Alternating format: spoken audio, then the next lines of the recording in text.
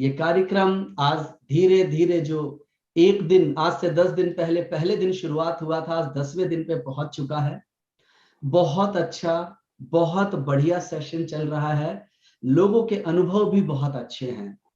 तो कार्यक्रम को आगे की तरफ लेके चलेंगे। उससे पहले एक अपील आप सभी से, जो लोग पहली बार इस चैनल पर आए हैं तो इस चैनल को सबसे पहले सब्सक्राइब जरूर करें, ताकि ये ट्रेनिंग का नोटिफिकेशन, क्योंकि ट्रेनिंग 40 दिन तक चलने वाला है, आपको रोज बाय डिफॉल्ट आए। इसी तरह की और भी बहुत सारी ट्रेनिंग, बहुत सारी जानकारी आपको मिल सके, तो सब्सक्राइब करें। और हमारी ये ट्रेनिंग आपके जीवन में बदलाव ला रही है और आपको बढ़िया लग रहा है तो लाइक जरूर करें। तो दोस्तों आगे चलते हैं। इस जीवन को बदल देने वाले कार्यक्रम में हमारे साथ रोज भारत के अलग अलग कोने से पैनल में हमारे कुछ मित्र, हमारी कुछ बहनें होती हैं। तो आइए सबसे पहले मैं आपको उन सभी से आपका परिचय करवा देता हूं, फिर हम कार्यक्रम में आगे की तरफ बढ़ेंगे। सबसे पहले मैं आपको इंट्रोड्यूस कराता हूं मेरी बहन, छत्तीसगढ़ चापा से हैं दुर्गेश्वरी। दुर्गेश्वरी, आपका स्वागत है यहाँ पे।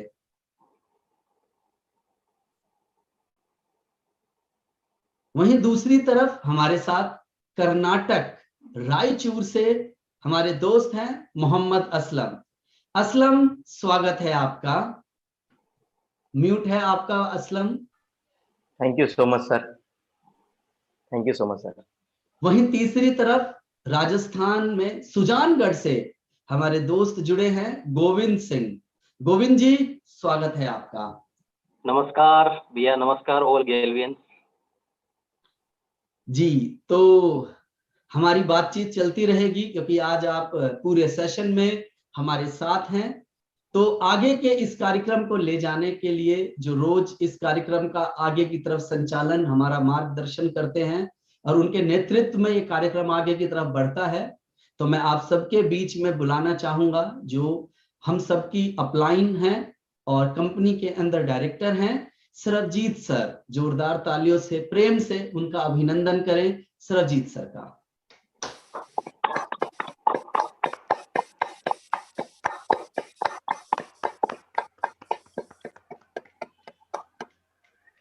सभी को प्यार भरा नमस्कार। नमस्कार सर। अस्सलाम वालेकुम। वालेकुम अस्सलाम and a very lovely good morning to everyone. Good morning sir. Good morning. आज गुड मॉर्निंग सर। इस लाइफ चेंजिंग कार्यक्रम का 10वां दिन है। ईश्वर का बहुत बहुत धन्यवाद, उस ऊपर वाले का बहुत बहुत धन्यवाद कि हम लोग डबल डिजिट पे पहुंच गए हैं। सिंगल आंकड़े से हम शुरू हुए थे और आज हम डबल डिजिट पे पहुंच गए।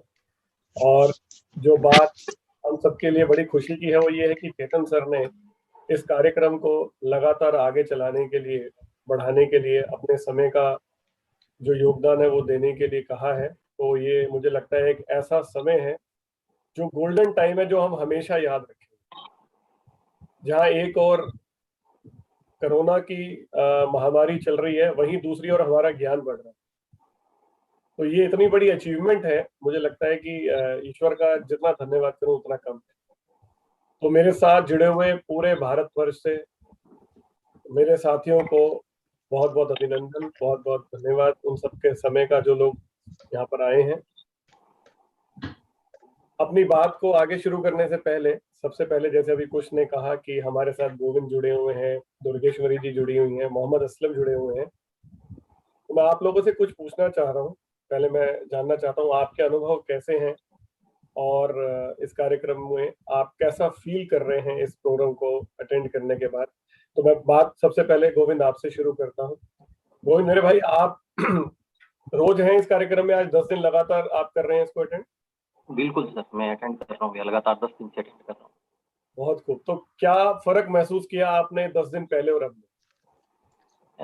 सर, मैं सबसे पहली चीज तो ये है कि जो मैम है, रोमश्री मैम, जो ये शुरू करवाया है एससीपी का अपना लाइफ चेंजिंग, सबसे पहले तो आपका बहुत बहुत धन्यवाद कि आपकी वजह से भैया ये स्टार्ट हुआ है। और रोमश्री मैम का कि वापस हमें रिचार्ज होने का मौका मिला, क्योंकि मैं एससीपी का ट्रेनर रहा हूँ और हमने एससीपी राजस्थान में भैया हैं पहले भी बहुत की है, लेकिन बीच में हम ड्रॉप हो गए थे। हमें काफी साथियों ने बोला भी था कि एससीपी का प्रोग्राम रखा जाए, और हम भी चाहते थे कि वापस रोमश्री मैम से मिलें, दोबारा से वापस वो चीजें एक बार रिकवर करें, उसके बाद में ये चीजें करें। लेकिन ईश्वर ने सुना और हमें ऑनलाइन ये चीज सीखने को मिला। और ये सेशन, ये सोच लो भैया, मेरी जिंदगी का सबसे इम्पोर्टेंट सेशन है। अभी पंकज भाई का जिस दिन देहांत हुआ था, सुनकर बहुत बुरा लगा। तो उसी दिन शाम के टाइम पे मेरे खास मित्र का भी देहांत हो गया, जो मेरे साथ शुरू से लेके अभी तक मेरे साथ अटैच थे सुख दुख में। तो शाम पूरी रात मेरे को नींद नहीं आई, और अगले दिन भी मेरे लिए बहुत ज्यादा टफ था। और ये मान लो कि जो सेशन हो रहा था, जब पंकज भाई की बात हो रही थी, मतलब मेरे आंसू रुक नहीं रहे थे, ऐसी स्थिति थी। लेकिन जैसे आपने शेयर भी किया था कि हमें थीटा करना है सुबह शाम, तो वापस मैंने माइंड को वापस सेट किया। मैंने कहा कि सर ने भी बताया था कि कोई चला जाए तो उसके ऊपर यदि हम रोएंगे या शोक करेंगे तो ये ठीक नहीं है। तो वापस ठीक किया, और मैं धन्यवाद करूंगा रोमश्री मैम का कि ये कार्यक्रम है, वरना हो सकता है मैं सदमे से बाहर आने में मेरे को बहुत टाइम लगता है। इतना ही बोलना चाहूंगा। Thank you Govind, thank you so much. Durgeshwari ji, आपका कैसा अनुभव रहा है इस कार्यक्रम को लेकर, आप बताएं प्लीज। सर प्रणाम सर। सबसे पहले मैं चेतन सर को, रोमश्री मैम को, संजीव सर को, कुछ सर को, जितने भी पैनल में उनको मेरा प्रणाम स्वीकार कीजिएगा सर अपने चरणों में। और सर बहुत बहुत आपको धन्यवाद देना चाहूंगी कि मुझे पैनल में आने का मौका जो मिले। और सर एसीपी को ले करके जैसे कि हम लोग का 10 दिन का कार्यक्रम चल रहा है सर, उसी के रिलेटेड बताना चाहूंगी। जैसे कि फर्स्ट दिन हम लोग का जो कार्यक्रम शुरू हुआ, तो उस दिन बताया गया कि सर कि ये प्रोग्राम जो है 40 दिन तक होने वाली है। तो सर 40 दिन तक होने वाली थी, इतना एक्साइटमेंट थी, इतना एक्साइटमेंट है कि मैं पूरा अपने अपलाइन को परेशान करके रख दी थी कि एक दिन में इतनी सारी ऊर्जा हमको मिलती है, इतना लाइट मिलता है। सर उस दिन मेरे को फील हो रहा था, मैं जिधर देख रही थी अपने वातावरण, अपने घर या फिर आसपास जिस भी वस्तु में देखती थी सर, मेरे को लाइट लाइट नजर आ रही थी।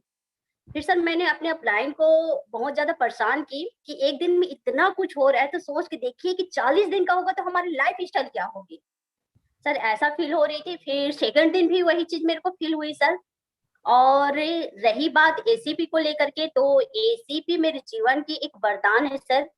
ग्लेज बिजनेस में आने से पहले मैं एक घटना घटी थी मेरे साथ, जिनके कारण मैं पूरी तरीके से टूट चुकी थी।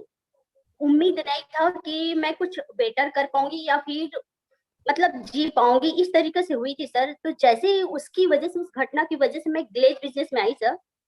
और ग्लेज बिजनेस में आई तो मेरे को अपटाइन के थ्रू 10 सीक्रेट और एसीपी के बारे में जानकारी मिली सर। उस समय मेरे पास मोबाइल भी नहीं थी, और मैंने 10 सीक्रेट को कंटिन्यू देखना शुरू की और अपने जीवन में लागू की सर। फिर 2 फरवरी 2016 को मुझे एसीपी ट्रेनिंग मिली। फिर वो प्रोग्राम को मैं ली सर, तो उसमें की एक एक जो टेक्निक है वो मेरे को इतना पावरफुल, इतना एनर्जेटिक लगी कि उसे मैं तत्काल अपने जीवन में लागू कर ली सर। एसीपी की हर एक टेक्निक को मैं अपने जीवन में लागू की सर, जिसकी वजह से आज मैं पूरी तरीके से स्वस्थ भी हूँ। और साथ ही साथ सर बताना चाहूंगी कि मैं जिस जोन में रहती थी छत्तीसगढ़ में, वहां अचानक एक दीदी का तबियत बहुत ज्यादा खराब हुई एक हॉस्टल में। तो उन लोगों को सुविधा नहीं होने के कारण 2 से 3 घंटे तक बहुत ज्यादा परेशान थे। फिर मुझे लेने आए सर, और मैं गई और उनके लिए एटी की सर। जब एटी की तो वो बेटर हो गई 10 मिनट में, और पूरा रूम का माहौल चेंज हो गई। ये चीज को देख करके एक सर अपनी मम्मी को घर से बुला लिए, और उनके लिए मैं कंटिन्यू 3 दिन तक एटी की सर। तो 3 दिन तक एटी करने से जो 3 साल से उनकी जो समस्या थी, तो वो दूर हो गए सर। जबकि वो चेकअप भी करा रही थी लेकिन ठीक नहीं हो पा रही थी, और ईटी के माध्यम से वो ठीक हो गई सर। तो मुझे लगा कि मुझे जो ज्ञान मिले है ना, वो बहुत बड़ा वरदान है मेरे लिए तो था ही, मैं दूसरे की भी मदद कर सकती हूँ, उनके दुख में सपोर्ट कर सकती हूँ, ये चीज फील हुई सर। और उसी तरीके से सर एसीपी का मेरा अनुभव बहुत ही ज्यादा ट्रस्ट बढ़ता गया, और मैंने फिर ट्रेनर बनी सर, मास्टर ट्रेनर बनी एसीपी का, और एसीपी की हर एक टेक्निक को सर अपने जीवन में लागू की। और रही बात थीटा की, तो थीटा से ही सर और आभार ध्यान से मेरे दिन की शुरुआत होती है। और अपने हर एक कार्यक्रम में, चाहे कहीं जाना हो, कुछ करना हो या काम करना हो, गेस्ट बुलाना हो सर, मैं मेरे जीवन का एक पार्ट बन चुकी है थीटा और एसीपी सर। शायद मुझे लगती है कि मैं थीटा के बगैर नहीं रह पाऊंगी, और अपने हर एक काम में सर उसे इन्वॉल्व करती हूँ, चाहे वो काम कोई भी हो सर। हर एक चीज मतलब दिन की शुरुआत ही मेरी थीटा से होती है सर। तो इस तरीका से थीटा को लेकर के सर अनुभव थी। और रही बात इस प्रोग्राम की सर, तो ये मैं ना काफी दिन से चाह रही थी। जब हम लोग के महान अपलायन मतलब रोम मैम, जो कि साक्षात मुझे लगती है कि भगवान स्वरूप है, तो सर मैं वो जब सेशन ले रहे थे बीच बीच में, तो पार्टिसिपेट बहुत कम हो रही थी सर।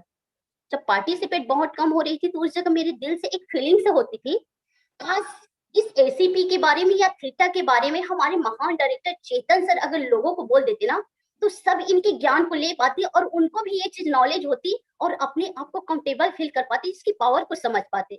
ये सर मैंने काफी बार महसूस की, जब मैडम का ट्रेनिंग हो रही थी और पार्टिसिपेट कम हो रहे थे, तो लग रहा था कि मैम अपनी कीमती समय इतनी बड़ी ज्ञान को लेकर हम लोग के बीच में आ रहे हैं और इतने कम लोग पार्टिसिपेट हो रहे हैं, तो वो चीज मेरे को अच्छा नहीं लग रही थी सर।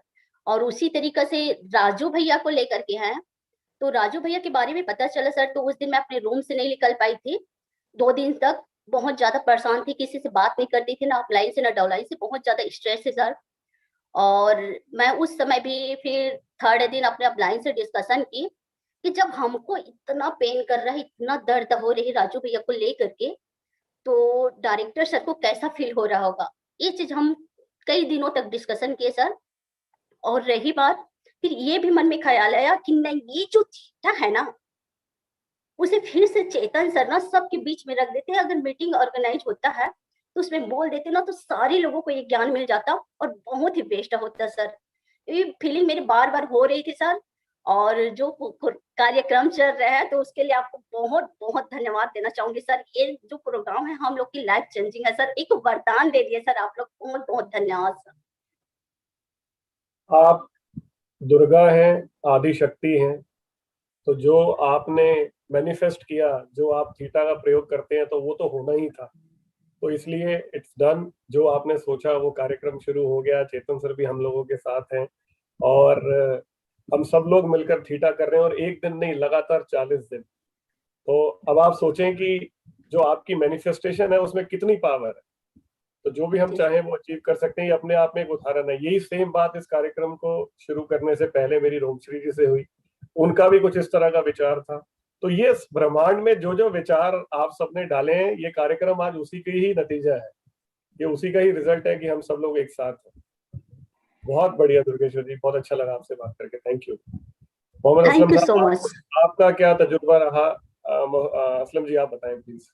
सर नमस्कार सर, और मेरे सारे डायरेक्टर सर को, चेतन सर को, संजीत सर को और सरबजीत सर को और मेरे गुरु खुश सर को बहुत बहुत धन्यवाद देना चाहता हूं सर कि आज के दिन हम जो भी है आज इस कंपनी में, कि मार्गदर्शन से और एजुकेशन से आज इस कंपनी में है सर। साथ ही साथ सारे लोग पैसा कमाते हैं, लेकिन आदमी अपना ज्ञान और मन को एकाग्रत करने का कोई सिखाता नहीं है सर। तो आज के दिन हम सभी लोग एससीपी के माध्यम से हम हमारे मन को कैसे एकाग्रत करना है, कैसे हम कंसंट्रेट रखना है, इससे हम सीख रहे हैं सर। और पहले हम एससीपी आया था फर्स्ट टाइम, तो हमको फेथ नहीं होता था सर कि एससीपी क्या होता है, ध्यान करने से माइंड पूरा कंसंट्रेट रहता है, ये हम फेथ नहीं करते थे सर। लेकिन आज के दिन आज मास्टर ट्रेनर भी हूँ सर इस एससीपी का, और बहुत सारे लोगों के लाइफ में बदलाव भी आया है सर। तो इसी की से आज मैं 10 दिन कंप्लीट कर चुका हूं सर आज इस ट्रेनिंग को, कि इतना कंसंट्रेट रहता है सर दिमाग, तो बोल नहीं सकते सर। खुद एकदम लाइटिंग लाइटिंग सर, एकदम उजाले जैसा रहता है कि बहुत सारे फीलिंग्स आते हैं, नेगेटिव एनर्जीज आते हैं। उस नेगेटिव एनर्जी को ज्यादा हमारे आस पास में भटकते भी नहीं सर। जब आदमी पॉजिटिव होता है तो पॉजिटिव ही आता है सर दिमाग में, नेगेटिव आते तो हम इग्नोर कर देते उसको, ज्यादा हम दिमाग में नहीं लेते। तो इसको करने से बहुत सारे बेनिफिट हमारे लाइफ में चेंजेस होते हैं सर। और घर का परेशानी हो, सेल्फ परेशानी हो, कुछ भी हो, ये एससीपी करने से हमारे हेल्थ को और घर को बहुत कुछ बेनिफिट मिलने वाला है sir. Thank you very much Aslam. मैं थैंक यू एक सो मच बात अपने उन सभी साथियों को कहना चाहूंगा जो आज हमारे साथ इस कार्यक्रम में पहली बार जुड़े हैं या जो ग्लेज का हिस्सा नहीं है। गोविंद ने, दुर्गेश्वरी जी ने, असलम जी ने, सबने जिक्र किया एसईपी का। तो एसईपी एक कार्यक्रम है जिसे हम बोलते हैं सेल्फ एम्पावरमेंट प्रोग्राम। ये program Glaze Trading India Private Limited द्वारा चलाया हुआ एक कार्यक्रम है, जिन्हें जो कि रोमश्री जी के मार्गदर्शन में चलता है, वो हेड करती हैं इस कार्यक्रम को। और रोमश्री जी ने पिछले रोमश्री जी लगभग हमें कितने साल हो गए एससीपी को चलाते हुए? 12 नहीं 8 साल हो गए, ये 9th ईयर है, ये 9वां साल चल रहा है सर। 9वां साल है। तो ये 9 साल पहले की जो मुलाकात थी चेतन सर की और रोमश्री जी की, ये उस एक आइडिया से जन्मा हुआ एक मैं कहूँगा एक प्रोग्राम है, जो कि बहुत वंडरफुल तरीके से रोमश्री जी ने चलाया, ड्राइव किया।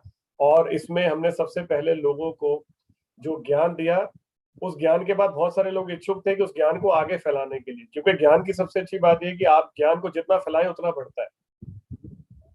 तो रोमश्री जी ने अपने आगे बहुत सारे ट्रेनर्स को भी खड़ा किया, जिन्होंने फर्दर मास्टर ट्रेनर्स भी क्रिएट हुए, जिसकी वजह से ये कार्यक्रम लाखों लोगों तक पहुंचा।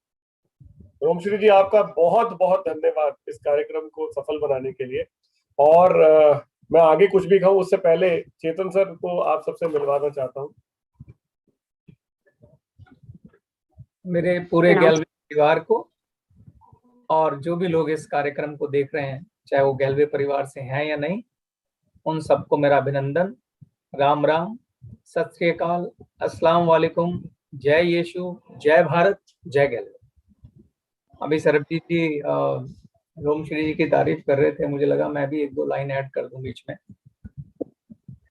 ये आज से 9 वर्ष पूर्व मैं एक स्पिरिचुअल प्रोग्राम था, पास्ट लाइफ रेग्रेशन, वो अटेंड करने गया था, जहाँ रोमश्री वहाँ पे एक असिस्टेंट।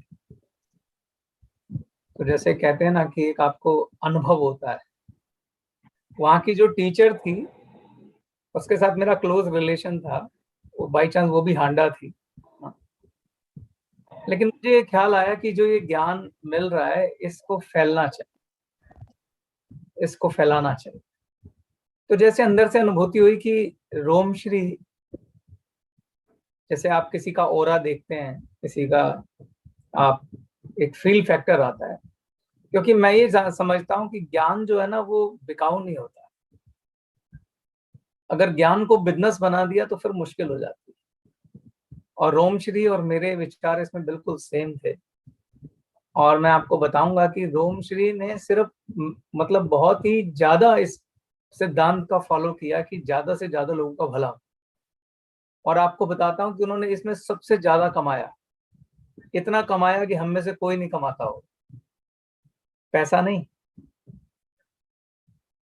हमें लगता है कि पैसा कमाना सबसे बड़ी नियामत है, लेकिन दुआ कमानी सबसे बड़ी नियामत है, सम्मान कमाना सबसे बड़ी नियामत है। ये आपके साथ ही जाएगा, पैसा तो यहीं रह जाएगा। तो हम सब में सबसे रईस है वो। और मैं ईश्वर से कृपा प्रार्थना करता हूं कि आप सब भी इसी तरह से रईस हो जाए। तो thank you so very much Romshree. Idea जरूर मेरा था, लेकिन उस बात को सिर्फ कह देने से कि मेरा आइडिया था, मैं कोई श्रेय नहीं लेना चाहता। इस श्रेय के असली हकदार आप। एक मन में ख्याल आया, उस ख्याल को आपने हकीकत में बदला, इसमें तो आपका पुरुषार्थ, आप पुरुषार्थ बोलेंगे या महिलार्थ बोलेंगे मुझे पता नहीं, तो आपका पुरुषार्थ जो है वो वंदनीय है। तो आपका अभिनंदन, धन्यवाद। Thank you, thank you. जब हम अब इसको शुरू करेंगे थीटा को आज रोमश्री जी, तो मैं आपसे रिक्वेस्ट करूंगा कि 2 मिनट आप एससीपी के बारे में भी लोगों को जरूर बताएं कि एससीपी क्या है, कैसे काम करती है। लेकिन उससे पहले मैं आप सब लोगों को कुछ प्रश्न दे रहा हूं, आप चाहे तो लिख लें।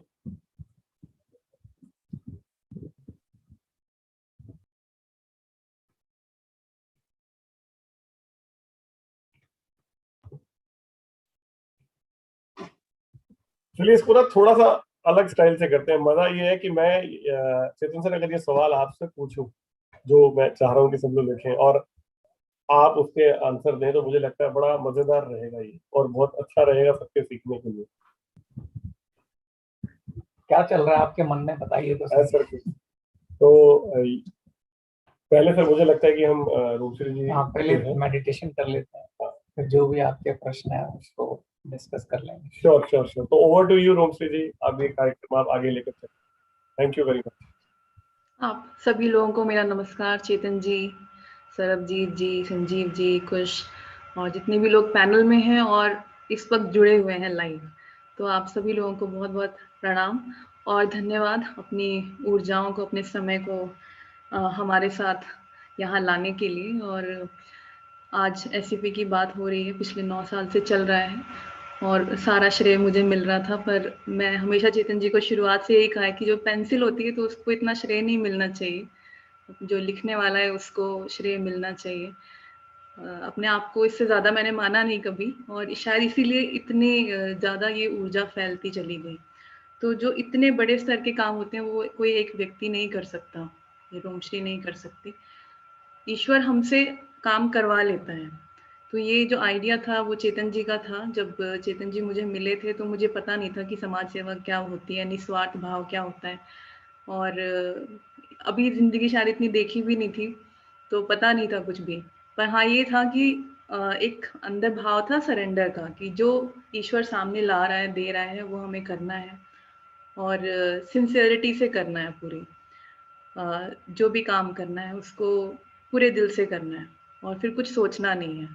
तो इस यात्रा ने बहुत यात्रा भी करवाई ट्रेनों में, ऐसी ऐसी जगह पर जहाँ कभी सोचा भी नहीं था कि जाएंगे और इतने अच्छे अच्छे लोगों से मिलेंगे। तो मुझे लगता है कि चेतन जी ने बहुत अच्छी बात कही कि सबसे रईस मैं हूँ, और ये बात मैं मानती भी हूँ रोज, और महसूस भी करती हूँ कि मुझे इतने अच्छे लोग मिले। मुझे लोग पूछते भी थे, जो मेरे साथ के लोग थे, जो क्योंकि बहुत उस वक्त इतनी उम्र नहीं थी, अभी भी नहीं मानती वैसे मैं कितनी उम्र है तो मैं अपनी मिड-20s में थी। तो मेरे साथ के जो मेरे दोस्त थे, मेरे फ्रेंड्स थे, वो बोलते थे तुझे क्या मिलता है, इतना ट्रैवल करती हो तुम और ये सब कब तक करोगी। तो मुझे लगता है जो मुझे मिलता है वो बहुत बड़ी चीज़ है जो मुझे मिलता है, और वो है कि मुझे इस दुनिया के वो लोग मिलते थे जो इस दुनिया को बदलने वाले हैं। तो इससे बड़ी कोई ब्लेसिंग नहीं हो सकती। मेरी क्लासेस में वो लोग होते थे जो आगे जाकर इस प्लैनेट पर बहुत बड़ा परिवर्तन लाने वाले थे। ये सबसे बड़ी ब्लेसिंग है। और चेतन जी ने ठीक कहा कि ये जो भाव है, ये अनुभव है, ये साथ जाएंगे। जब शरीर हम छोड़ेंगे तो हंसते हुए छोड़ेंगे, क्योंकि हमें याद रहेगा कि हम बहुत खूबसूरत और बहुत सुंदर लोगों के साथ मिले और ईश्वर ने हम सबसे बहुत अच्छा काम कराया। तो उस ईश्वर का धन्यवाद, क्योंकि हम इतना नहीं सोच सकते जितना वो हमसे करवा लेता है। दूसरा सेल्फ एम्पावरमेंट प्रोग्राम क्या है, ये ग्लेज ने चलाया है निस्वार्थ भाव से, जिसमें हम अवचेतन मन के बारे में बात करते हैं। आपके अंदर जो पावर हाउस है अवचेतन मन, और सिर्फ उसमें सिर्फ बौद्धिक स्तर का ज्ञान नहीं है, उसमें एक्शनेबल टूल्स हैं, ऐसी टेक्निक्स हैं जो आप खुद पर कर सकते हैं, जिनका कोई साइड इफेक्ट नहीं है, बहुत सिंपल है मगर बहुत पावरफुल है। और उसकी जो टेस्टिमनीज है, यानी जो उसके प्रूफ हैं, वो पूरे भारत में है। हमारे SCP ट्रेनर्स, बहुत सारे लोग ट्रेनर्स बन चुके हैं जो आगे लोगों को पढ़ा रहे हैं, और बहुत सारे लोग मास्टर ट्रेनर्स हैं जो ट्रेनर्स को बना रहे हैं। तो ये कभी रुकने वाली चीज़ नहीं है, ये ऐसी ऊर्जा है जो आगे फैलती जाएगी। और आज पैनल में भी सब लोग ट्रेनर्स हैं, तो बहुत अच्छा लगता है आप लोगों को देखकर, और मैं मतलब शब्दों में बयान नहीं कर सकती। पंकज हमारे जो थे वो one of the first trainers थे, जो पहला बैच था तो वो बने थे। तो जो एक टीचर और स्टूडेंट का प्रेम होता है ना, उसको बताना बहुत मुश्किल है, वो अपने परिवार से भी बढ़कर होता है। तो मुझे बहुत अच्छा लगता है, शायद मैं आप लोगों को बता नहीं पाती, बहुत अच्छा लगता है आप लोगों को देखकर, और ये देख कर कि जब आप पढ़ाते हैं आगे और किसी की भी लाइफ में थोड़ा सा भी पॉजिटिव चेंज लाते हैं। तो ये निःशुल्क कार्यक्रम है, इससे कोई भी जुड़ सकता है, जो भी चाहे इसे सीख सकता है, जो भी चाहे इसका ट्रेनर बन सकता है। अब हम आज के कार्यक्रम पे आ जाते हैं। तो इस कार्यक्रम में आज 10वां दिन है और 30 दिन और रह गए, 1 महीना और रह गया। हर रोज आप लोग थीटा मेडिटेशन कर रहे हैं, और अब तक आपका जो मस्तिष्क है, अगर आप पहले दिन से कर रहे हैं तो थीटा ब्रेन वेव से अट्यून हो चुका होगा, यानी कि आपके मस्तिष्क अब उसको एक नॉर्मल अवस्था के रूप में स्वीकार कर चुका है। तो ज्यादा अब वो अल्फा बीटा में नहीं जाना चाहेगा, वो चाहेगा आप थीटा में ही रहे, चाहे आप आंखें खुली रखे हैं, आप काम कर रहे हैं, तो भी थीटा में ही रहेंगे।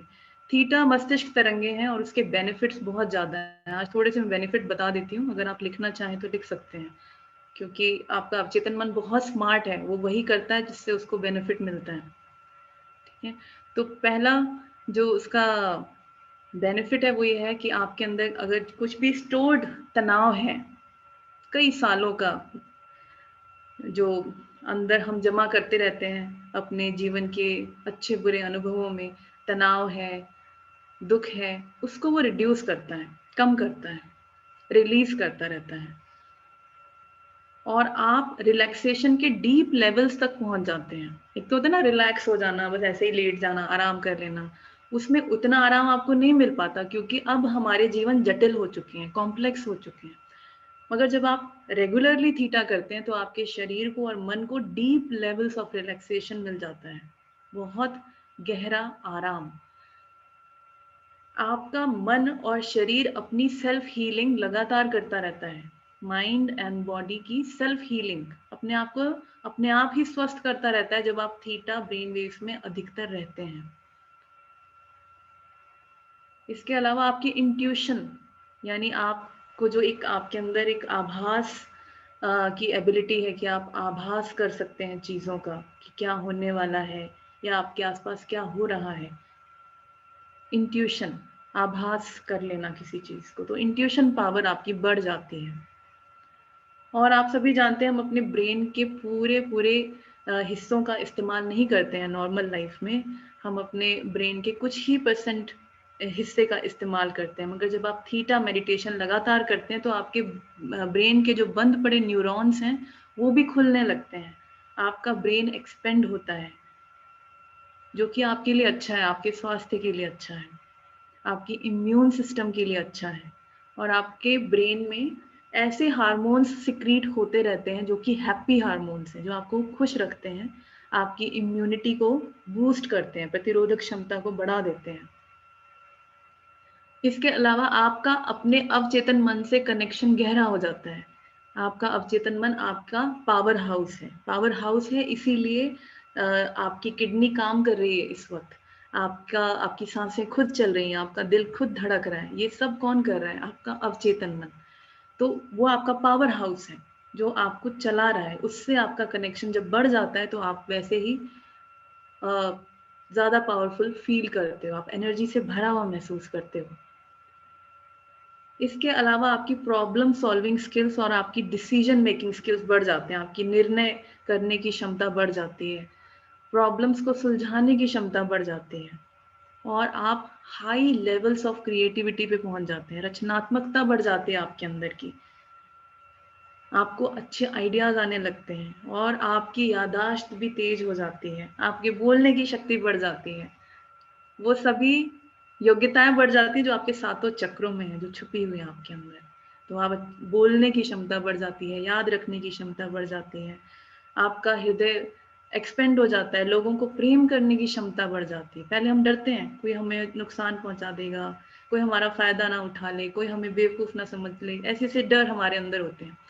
पर इससे डर रिलीज हो जाता है तो आपकी लोगों को स्नेह करने की, प्रेम करने की जो एबिलिटी है, योग्यता, वो बढ़ जाती है, और आप अपने जीवन का नियंत्रण अपने हाथ में ज्यादा से ज्यादा लेने लगते हैं।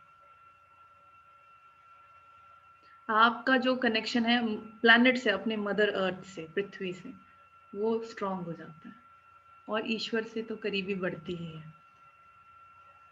तो ईश्वर से दोस्ती आपकी अच्छी हो जाती है, वहां पर आपको ज्यादा नजदीकी और जो परिचय ज्यादा बढ़ जाता है आपका, ईश्वर का हो या रचनात्मक ऊर्जा कह सकते हो, कुदरत, जो आप कहना चाहो। और सबसे बड़ा फायदा, आप बेवजह खुश रहते हैं, आप कारण का इंतजार नहीं करते,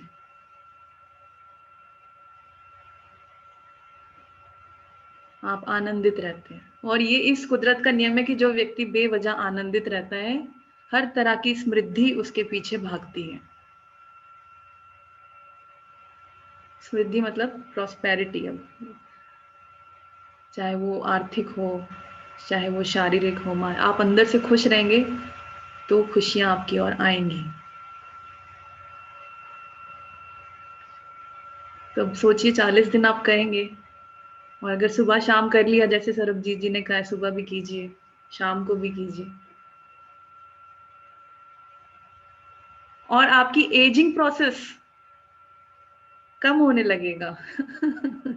यानी कि बुढ़ापा जल्दी, इसका मतलब ये नहीं कि आप बूढ़े नहीं होंगे, आप अंदर से जो है बच्चों जैसा महसूस करेंगे, और हो सकता है आपके चेहरे पे भी दिखाई दे, हो सकता है। तो आपके अंदर वो यूथफुलनेस रहेगी, आपको ऐसा नहीं लगेगा मैं 40 साल का हो गया, मैं 50 साल का हो गया, आपको लगेगा अभी भी तो बस अभी तो शुरू हुआ सब कुछ। हर पल आपको लगेगा बस यही पहला पल है मेरा, यही पहला अवसर है। तो बहुत सुंदर चीज है। और थीटा जो मुझे सिखाया वो मुझे मेरी टीचर से, वायना स्टाइबल से, जिन्होंने इसको एज अ साइंटिफिक टेक्निक पढ़ाया। मगर ये कोई नई चीज नहीं है, ये बहुत बहुत सदियों पुरानी चीज है। पुराने जमाने में जो हमारे संत थे, ऋषि मुनि थे, वो गहन ध्यान में होते थे। तो आपने देखा होगा जैसे गुरु नानक देव जी हैं, या बाकी भी कई संत महात्माओं की आप फोटो देखोगे तो आपको दिखेगा उनके आंखों का हल्का हल्का सफेद पार्ट दिख रहा है, उनकी आंखें थोड़ी रोल्ड अप हैं। तो वो थीटा उस अवस्था में रहते थे, ईश्वर से कनेक्टेड रहते थे, इसीलिए जो कह देते थे वो हो जाता था। वही आप भी कर रहे हैं। अब आपको उतने तप और इतनी गहन तपस्याओं की जरूरत नहीं है, क्योंकि धरती पर समय जो है इवॉल्व हो चुका है। अब आप जल्दी से जल्दी नेगेटिव भी हो सकते हैं और जल्दी से जल्दी पॉजिटिव भी हो सकते हैं। समय की गति बहुत तेज है, इसीलिए जल्दी जल्दी कर्मा बैलेंस होते हैं। इंटरनेट के जरिए आप कई लोगों से मिलते हैं और उनके साथ जल्दी जल्दी आपके जो भी नेगेटिव पॉजिटिव एनर्जी एक्सचेंज है वो होते हैं। पहले ऐसे नहीं होता था। एक व्यक्ति के साथ आप कई लाइफ टाइम में अपने कर्मास को बैलेंस करते थे, अब जल्दी होता है। तो स्पीड है, गति आ गई है। इसलिए अब आप ये ना सोचें कि हम ईश्वर से कैसे मिल सकते हैं। कई लोगों के मुझे मैसेज आए, ऐसे कैसे हो सकता है, ईश्वर से मिलने के लिए कई तप करने पड़ते हैं, कई साल। हमारे ऋषि मुनि नहीं करते थे, पुराने जमाने के लोग कितने कितने तब कहीं जाके उनको ईश्वर मिलता था। तो वो तो आपके अंदर ही है और बहुत इजीली अवेलेबल है, सबसे इजी है। जिस वक्त आप आनंदित हैं आप ईश्वर के करीब हैं, बस जिस वक्त आप बेवजह आनंदित हैं वही ईश्वर है। चलिए, बहुत ज्ञान वर्षा हो गई, अब हम थीटा करते हैं। ठीक है, तो सबसे पहले हम करेंगे उन लोगों के लिए जो कष्ट से गुजर रहे हैं इस वक्त। और हाँ, एक और चीज मुझे आपके साथ शेयर करनी, आज 10वां दिन है तो मेरा भी कुछ अनुभव होता है। तो 5वें तल पर मुझे कई दिनों से, उस तल पर जहाँ सुनहरा प्रकाश है, जहाँ हम कहते हैं उच्च ऊर्जाएं हैं, तो 2-3 बार मुझे दिखे विश्वकर्मा जी। जैसे चेतन जी कह रहे थे कि हमने कभी सोचा नहीं ऐसे लोग भी हमें दिख जाते हैं, तो मैंने भी कभी सोचा नहीं, कभी ऐसा पूजा पाठ भी नहीं किया। और मैंने पूछा ये कौन है, मुझे कौन दिख रहे हैं, तो ये शब्द आया कि ये विश्वकर्मा जी हैं। ठीक है, प्रणाम करके चले गए। जब 3-4 बार ऐसे हुआ तो फिर मैंने पूछा क्रिएटर से कि मुझे क्यों दिखा रहे हैं, इसका क्या मैसेज है। तो उन्होंने कहा कि विश्वकर्मा जी ने यूनिवर्स को क्रिएट किया था, तो आप लोग भी एक नए यूनिवर्स को क्रिएट कर रहे हैं, ये एक मौका मिला है। तो जैसे इस वक्त लोग चारों तरफ मृत्यु ही मृत्यु को देख रहे हैं, मगर मृत्यु का दूसरा पहलू क्या है? जीवन है ना। जीवन। तो वो आप लोग क्रिएट करें, नया जीवन। हर चीज के 2 पहलू हैं, तो उन्होंने कहा जो दूसरा पहलू है वो आप सब लोग मिलकर क्रिएट कर रहे हैं, और वो है एक नया जीवन। तो आप सब लोगों को बहुत बहुत बधाई एडवांस में कि आप वो क्रिएट कर रहे हैं। चलिए मैम, हाँ जी, जैसा कि कल के सेशन में आपने कहा था, बस मैं कह रहा हूँ कि रोज थीटा से पहले सभी लोगों को 3 मैनिफेस्टेशन रोज लिखना है। जी जी, यानी हमारी जो डायरी है, हमारी कॉपी है, मैम ने बोला था, आप सबको बस वही याद दिला रहा हूँ कि उसके अंदर आज के 3 मैनिफेस्टेशन आपने बोला था पॉइंट लिखकर फिर हम थीटा में आगे की तरफ जाएंगे। तो जैसे मैं भी नहीं लिख पाया हूँ तो मुझे 1 मिनट का समय दें, वो 3 पॉइंट हम लिख लेते हैं, फिर हम आगे बढ़ेंगे। जो कि आपने कहा था कि मैं आपको रोज याद दिला दूं अगर नहीं लिख पाए लोग तो मैंने आपकी बात का पालन किया है। थैंक यू कुछ याद दिलाने के लिए। तो 3 या 5 जितने आप लिख सकें अभी, आप वो चीजें लिख लीजिए जो आप चाहते हैं अब के जीवन में आ जाए। वो कोई मटेरियलिस्टिक चीज भी हो सकती है, तो कोई गाड़ी, मोबाइल फोन, लैपटॉप, कोई घर, या कोई अनुभव, जैसे आपका जीवन शांतिपूर्ण है, आप स्वस्थ हैं, रिपीट ना करें। जो कल आपने लिख लिए हैं, पहले लिख लिए हैं, उसे रिपीट ना करें, क्योंकि हर बार हम पूरी लिस्ट को ही मैनिफेस्ट करते हैं। ये लिस्ट बढ़ती जाए, नए नए पॉइंट्स लिखें।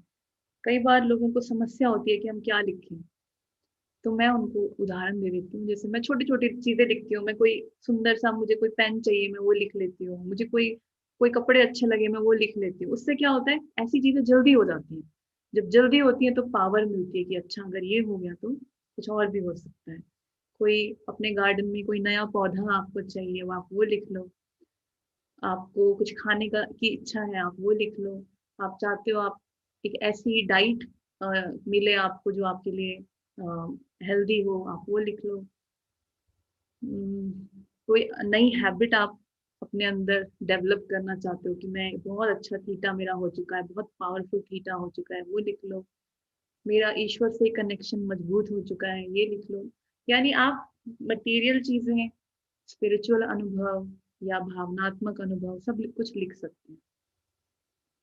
आप लिख सकते हैं कि आपके चारों ओर ग्रीनरी है, आप ऐसी जगह पे रहते हो जहाँ बहुत हरियाली है, ऑक्सीजन है। आप लिख सकते हो कि आपके बाल बहुत सुंदर हैं, आपकी स्किन बहुत अच्छी है। आपको अगर कोई बीमारी है तो आप लिख सकते हो, जैसे हार्ट की प्रॉब्लम है किसी को, तो लिख सकते हैं मेरे पास एक बहुत स्वस्थ हृदय है, मेरे रिश्ते प्रेम पूर्ण हैं, मेरी बात को सब लोग समझते हैं।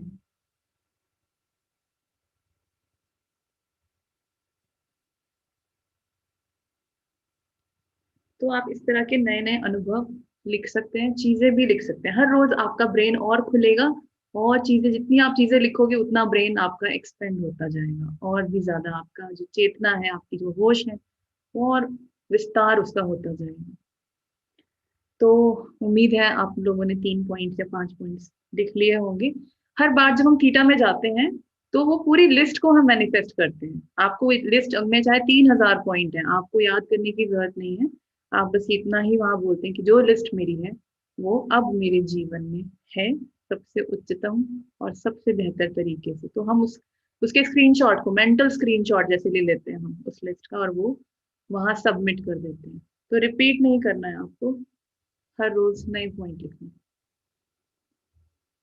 और ये होगा, जो भी आप लिख रहे हो ये होगा। आपको रिव्यू करना हर महीने। अगर कुछ नहीं होगा तो पूछना अपने आप से कि क्यों नहीं होगा। जी, चले कर ले। चलिए, तो जो लोग नए जुड़े हैं, थीटा में हम एक काल्पनिक रोड मैप का पालन करते हैं। जो जैसा मैं आपको गाइड करूंगी आप कर सकते हैं। यदि उसके पीछे का आपको विस्तार में समझना है तो आप पीछे का कोई भी वीडियो देख सकते हैं। चेतन जी ने भी एक वीडियो में बहुत एक्सप्लेन किया है थीटा। तो अभी मैं आपको गाइड करूंगी, और आप सिर्फ मेरी आवाज को फॉलो करेंगे, और पूरे ध्यान में ऑब्जेक्टिव रहेगा अपने होश को ऊपर की तरफ भेजना। आंखें बंद कीजिए, आराम से बैठिए।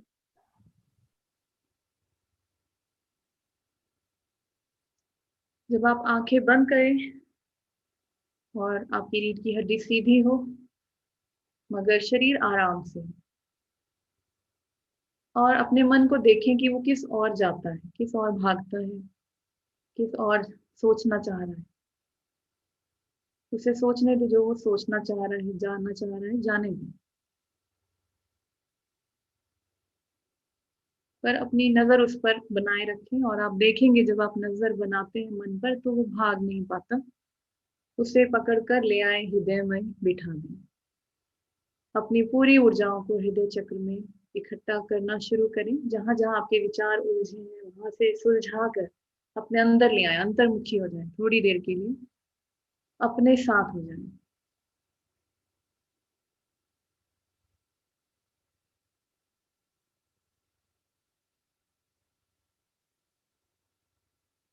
और जिस भी शक्ति में आपका यकीन है, जिस भी ऊर्जा में आपका यकीन है, ईश्वर में, अल्लाह में, कुदरत में, या किसी में भी, उन्हें ये विचार भेज दें कि मेरा ये ध्यान सफल हो। इसके लिए मेरा सहयोग दें, मुझे ऊर्जा दें और मेरा मार्गदर्शन करें। और अब 3 गहरी सांसें, नाक से अंदर और मुंह से बाहर, सारी पॉजिटिव ऊर्जाएं अंदर और सारी नकारात्मक ऊर्जाएं बाहर। सारा प्रकाश अंदर और सारा अंधकार बाहर। ब्रह्मांड में उपलब्ध सारा बेशर्त प्रेम अंदर और वो सब कुछ जो प्रेम नहीं है आपके सिस्टम से बाहर। और धीरे धीरे सामान्य सांसों की ओर लौट आए। नाक से ही अंदर, नाक से ही बाहर। अपने आप को हृदय में ले आए और हृदय से पैरों की ओर चले जाएं। पैरों में अपनी ऊर्जाओं को पैरों के तलवों में महसूस करें और वहां से आप धरती माँ में प्रवेश करें। धरती में जो कुछ भी है, मिट्टी, पानी, चट्टाने, तापमान, उसे महसूस करते हुए 10 फीट नीचे चले जाएं और वहां से सारी पॉजिटिव ऊर्जाओं को इकट्ठा करें और इन ऊर्जाओं को लेकर वापस पैरों में आ जाएं। पैरों में, टांगों में इस ऊर्जाओं को बांटते हुए ऊपर की ओर आए, अपने शरीर में हृदय में आ जाएं और ऊपर खींचे इन ऊर्जाओं को, अपने गले तक खींच लें। गले से और ऊपर अपनी थर्ड आई यानी आपका आज्ञा चक्र, दोनों आईब्रोज के बीच में और ऊपर खींचे अपने क्राउन में, सहस्त्रार में और वहां से बाहर निकल आए। प्रकाश की एक गेंद में अपने आप को देखें। थोड़ा रुककर इसके रंग को महसूस करें। कोई भी रंग इसे दे दें कल्पना में, इससे कल्पना आपकी और शक्तिशाली हो जाएगी और ये बॉल आपको लेकर ऊपर की ओर जाएगी। छत को पार कर जाएं, बिल्डिंग को पार कर जाएं, बादलों को पार कर जाएं और ऊपर खींचें अपने आप को।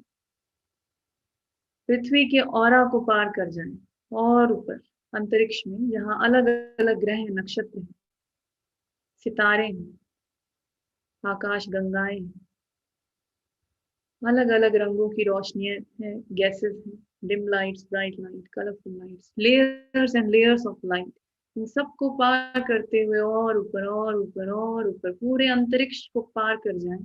अंतरिक्ष के अंतिम बिंदु को पार कर जाएं और आप पहुंचते हैं सुनहरे प्रकाश में, गोल्डन लाइट, जहां हमसे उच्च ऊर्जाएं हैं, हाई वाइब्रेशनल, आपके धर्म या मान्यता के अनुसार जो भी संत हैं, महात्मा हैं, देवी हैं, देवता हैं या जो भी है हमसे उच्च है, हाई वाइब्रेशनल है, वो सब यहाँ है। उनके प्रेम को, आशीर्वाद को, बुद्धिमता को महसूस करें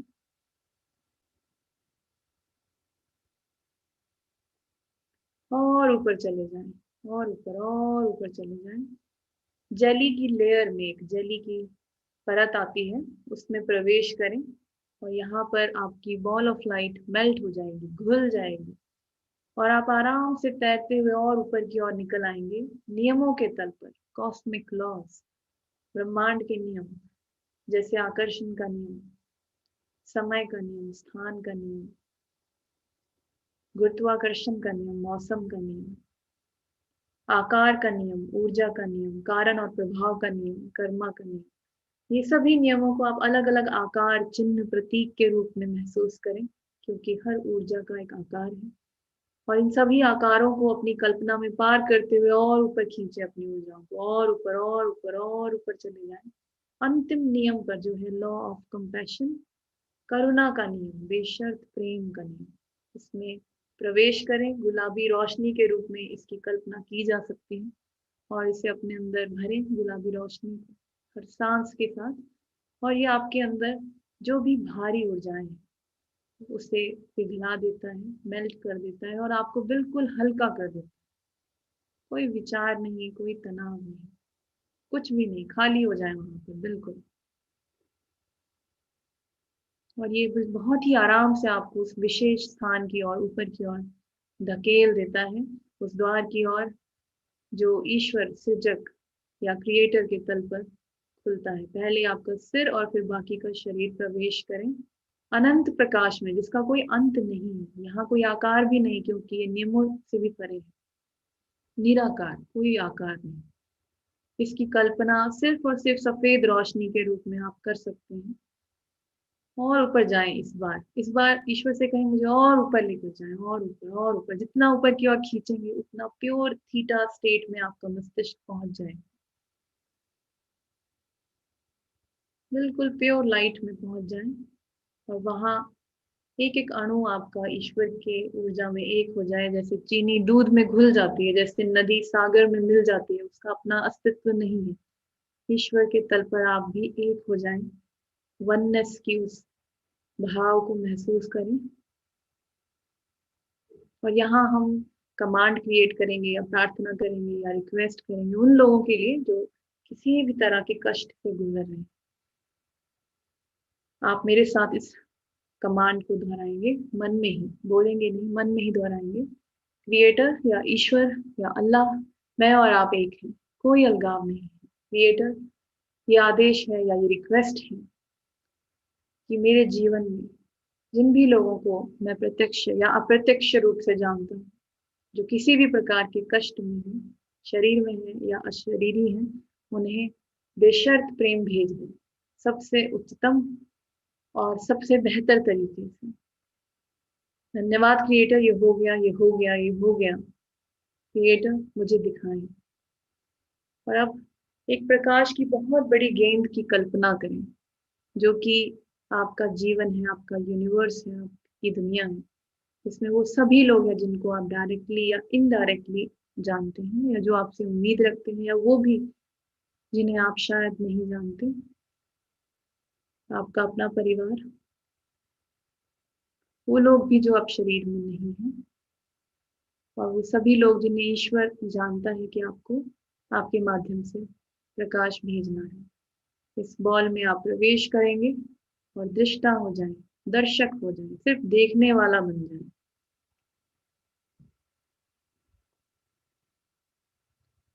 वो सभी लोग जो आपकी फोन बुक में हैं, आपके कॉन्टेक्ट्स में हैं, आपके व्हाट्सएप ग्रुप्स में हैं, वो सभी लोग जो किसी भी प्रकार की आर्थिक, शारीरिक, मानसिक, भावनात्मक या आध्यात्मिक कष्ट से गुजर रहे हैं,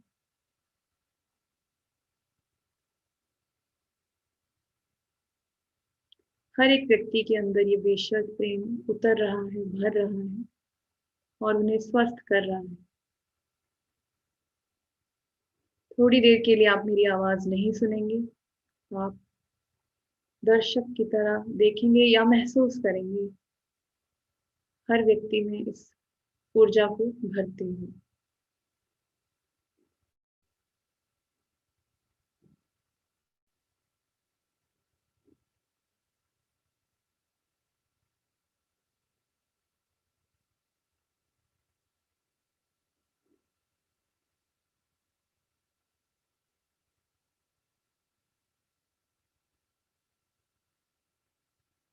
वो सभी लोग जो कष्ट में है, वो सभी लोग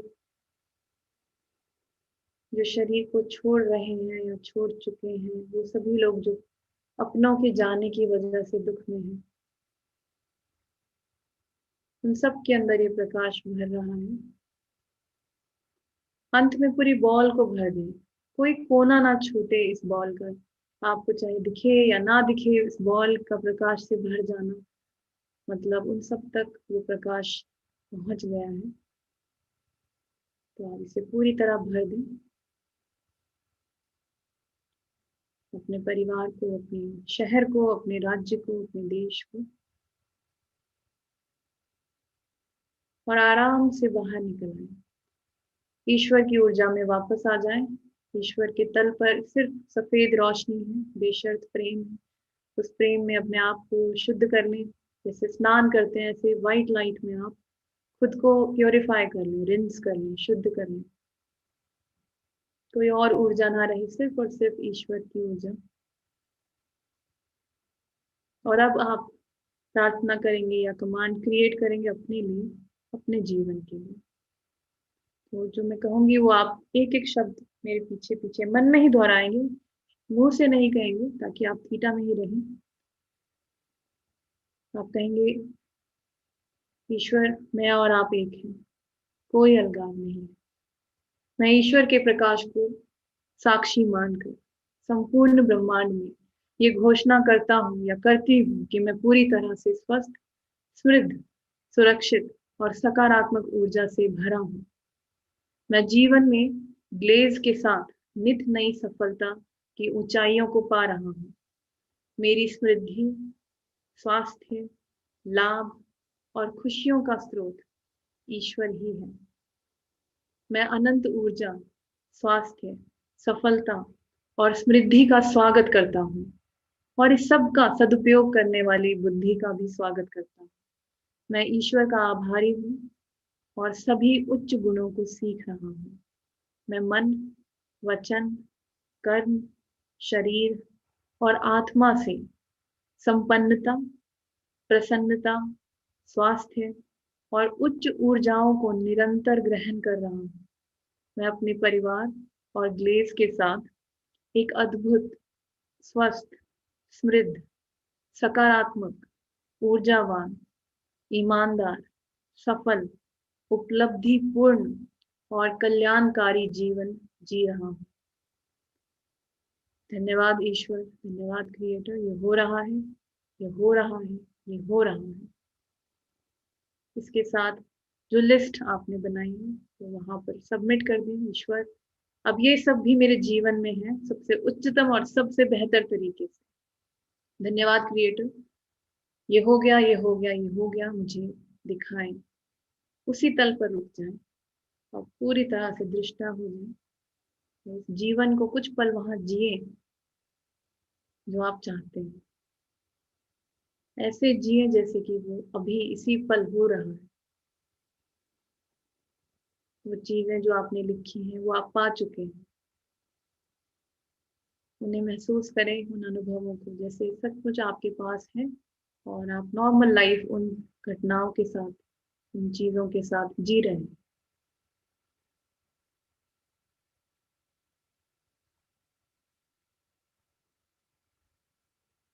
आपके परिवार की सबसे उच्चतम संभावना, खुशियों की संभावना को महसूस करें। आपकी आर्थिक सफलता की उच्चतम संभावना को महसूस करें।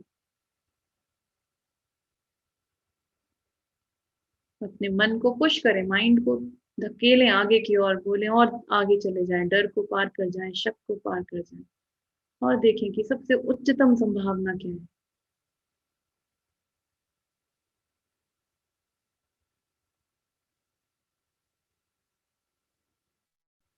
और यहाँ पर आप ईश्वर से पूछें कि उस जीवन में जो सबसे उच्चतम और सबसे बेहतर है, हाईएस्ट और बेस्ट है, उसमें मेरी 3 सबसे महान, सबसे उच्चतम, हाईएस्ट उपलब्धियां क्या है। इस बार और आगे जाएं, कोई अंत नहीं है हमारा। और आगे जाएं और देखें कि सबसे उच्चतम उपलब्धि आज आपको ईश्वर क्या दिखाना चाहते हैं। आज आप एक नए व्यक्ति हैं। ईश्वर से कहें, मैं तैयार हूँ, पहली उपलब्धि मुझे दिखाएं।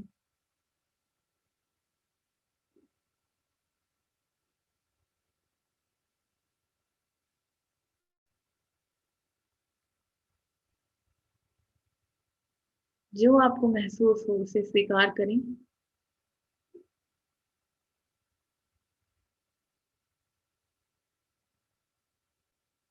और मेंटल नोट बना लें उसका। तो पहली दिख जाए या महसूस हो जाए तो दूसरी पूछें, दूसरी क्या है।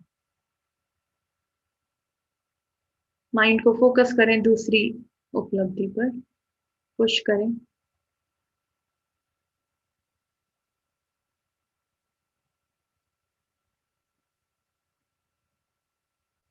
बहुत सुंदर। उसे स्वीकार करें जो आप महसूस कर रहे हैं। और तीसरी उपलब्धि पूछें। तीसरी उपलब्धि क्या है, सबसे उच्चतम।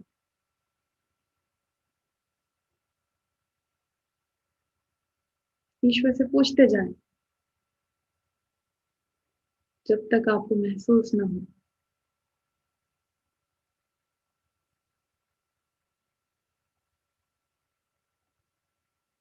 बहुत सुंदर। स्वीकार करें, जो भी महसूस हो उसे स्वीकार करें। कुछ देर के लिए आप मेरी आवाज नहीं सुनेंगे और आप जीवन को ऐसे जिएंगे जैसे वो आपके साथ हो रहा है।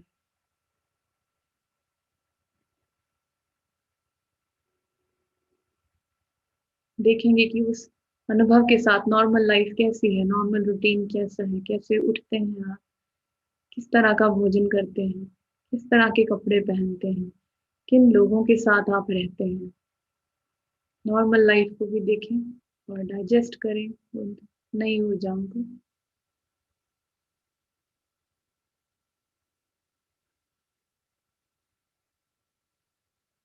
अपने आनंद को रजिस्टर करें और इन नई ऊर्जाओं को इकट्ठा कर लें, ईश्वर का धन्यवाद दें और सभी ऊर्जाओं को लेकर अपने क्राउन में, सहस्त्रार में, यानी अपने सिर के मध्य बिंदु में आराम से प्रवेश करें, मस्तिष्क में आ जाएं, ब्रेन में आ जाएं। लाइट स्विच ऑन करें और पूरे शरीर में इस नई ऊर्जा को भरता हुआ देखें। ब्रेन के सभी न्यूरॉन्स में, सेल्स में, आंखों में, चेहरे पे, शोल्डर्स, पूरी रीढ़ की हड्डी, सारे वाइटल ऑर्गन्स, किडनी, लिवर, हृदय, मस्तिष्क तंत्र, श्वासन तंत्र, पाचन तंत्र, नाड़ी तंत्र, खून में, ऑक्सीजन में ये नई ऊर्जाएं बह रही हैं, एक एक सेल में, एक एक कोशिका में पहुंच रही है। पैरों में आ जाएं और पैरों से धरती में चले जाएं, 10 फीट नीचे, फिर से ग्राउंड करें, धरती माता से कनेक्ट कर लें अपने आप को, उनका भी धन्यवाद दें इस जीवन के लिए, इस अवसर के लिए। और वहां से पॉजिटिव ऊर्जाएं फिर से इकट्ठी करें, फिर से अपने पैरों में आए और ऊपर की ओर खींचें और पूरे शरीर में भरे नई ऊर्जाओं को, कोई भी जगह खाली ना हो। इन नई ऊर्जाओं को आप डिजर्व करते हैं, इनके अधिकारी हैं, आपका डिवाइन राइट है एक बहुत सुंदर जीवन का निर्माण करने का। पूरे शरीर में भरे इस नई ऊर्जा को अपने क्राउन में पहुंचे, सिर के मध्य बिंदु से। इस बार जब बाहर निकले तो पूरे ऑरा में भरे, अपने शरीर के चारों ओर इन नई ऊर्जाओं को भर दें। ये आपका नया जीवन है, आपकी नई आइडेंटिटी है। ये विचार करें कि आपका ऑरा स्ट्रांग है, सुरक्षित है, बेशर्त प्रेम और नई ऊर्जाओं से भरा है। और जो भी इस ऑरा को छुएगी एनर्जी, वो पॉजिटिविटी में या बेशर्त प्रेम में ही बदल जाएगी। ईश्वर का धन्यवाद करें, उन सभी दृश्य और अदृश्य शक्तियों का धन्यवाद जो आज हमें यहाँ तक लेकर आए। Thank you creator. धीरे धीरे आंखें खोल लें, एकदम से बातचीत नहीं करेंगे, वापस आ जाएंगे। आप अपने हाथों को रब कर सकते हैं, चेहरे पर, आंखों पर हाथ रख सकते हैं, अपने आसपास नई ऊर्जा से देखें, नई ऊर्जा को अपने जहां पर भी आप बैठे हैं वहां पर प्रोजेक्ट करें, वहां पर भेजें अपनी आंखों से। जब भी आप देखें आसपास नए जीवन की ऊर्जा को। थोड़ा सा पानी पी लें ताकि जो आपने अभी अभी रचा वो रजिस्टर हो जाए आपके सेल्स में, आपकी कोशिकाओं में डाइजेस्ट हो जाए।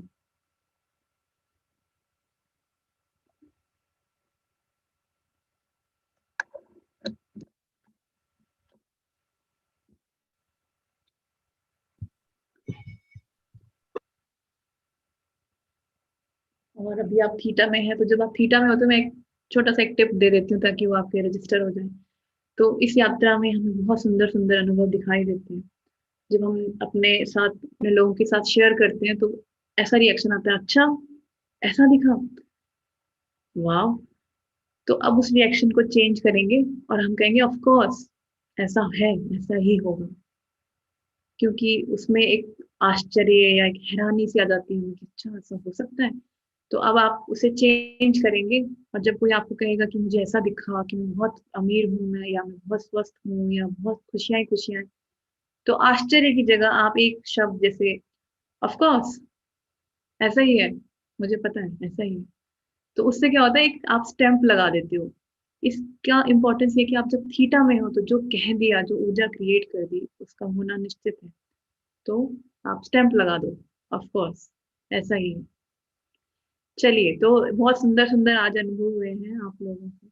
तो जो बताना चाहे पैनल में तो जरूर बताएं ताकि सब लोग सुने और उनको भी एहसास हो कि हाँ, उनको जो अनुभव हुआ उसका अर्थ है।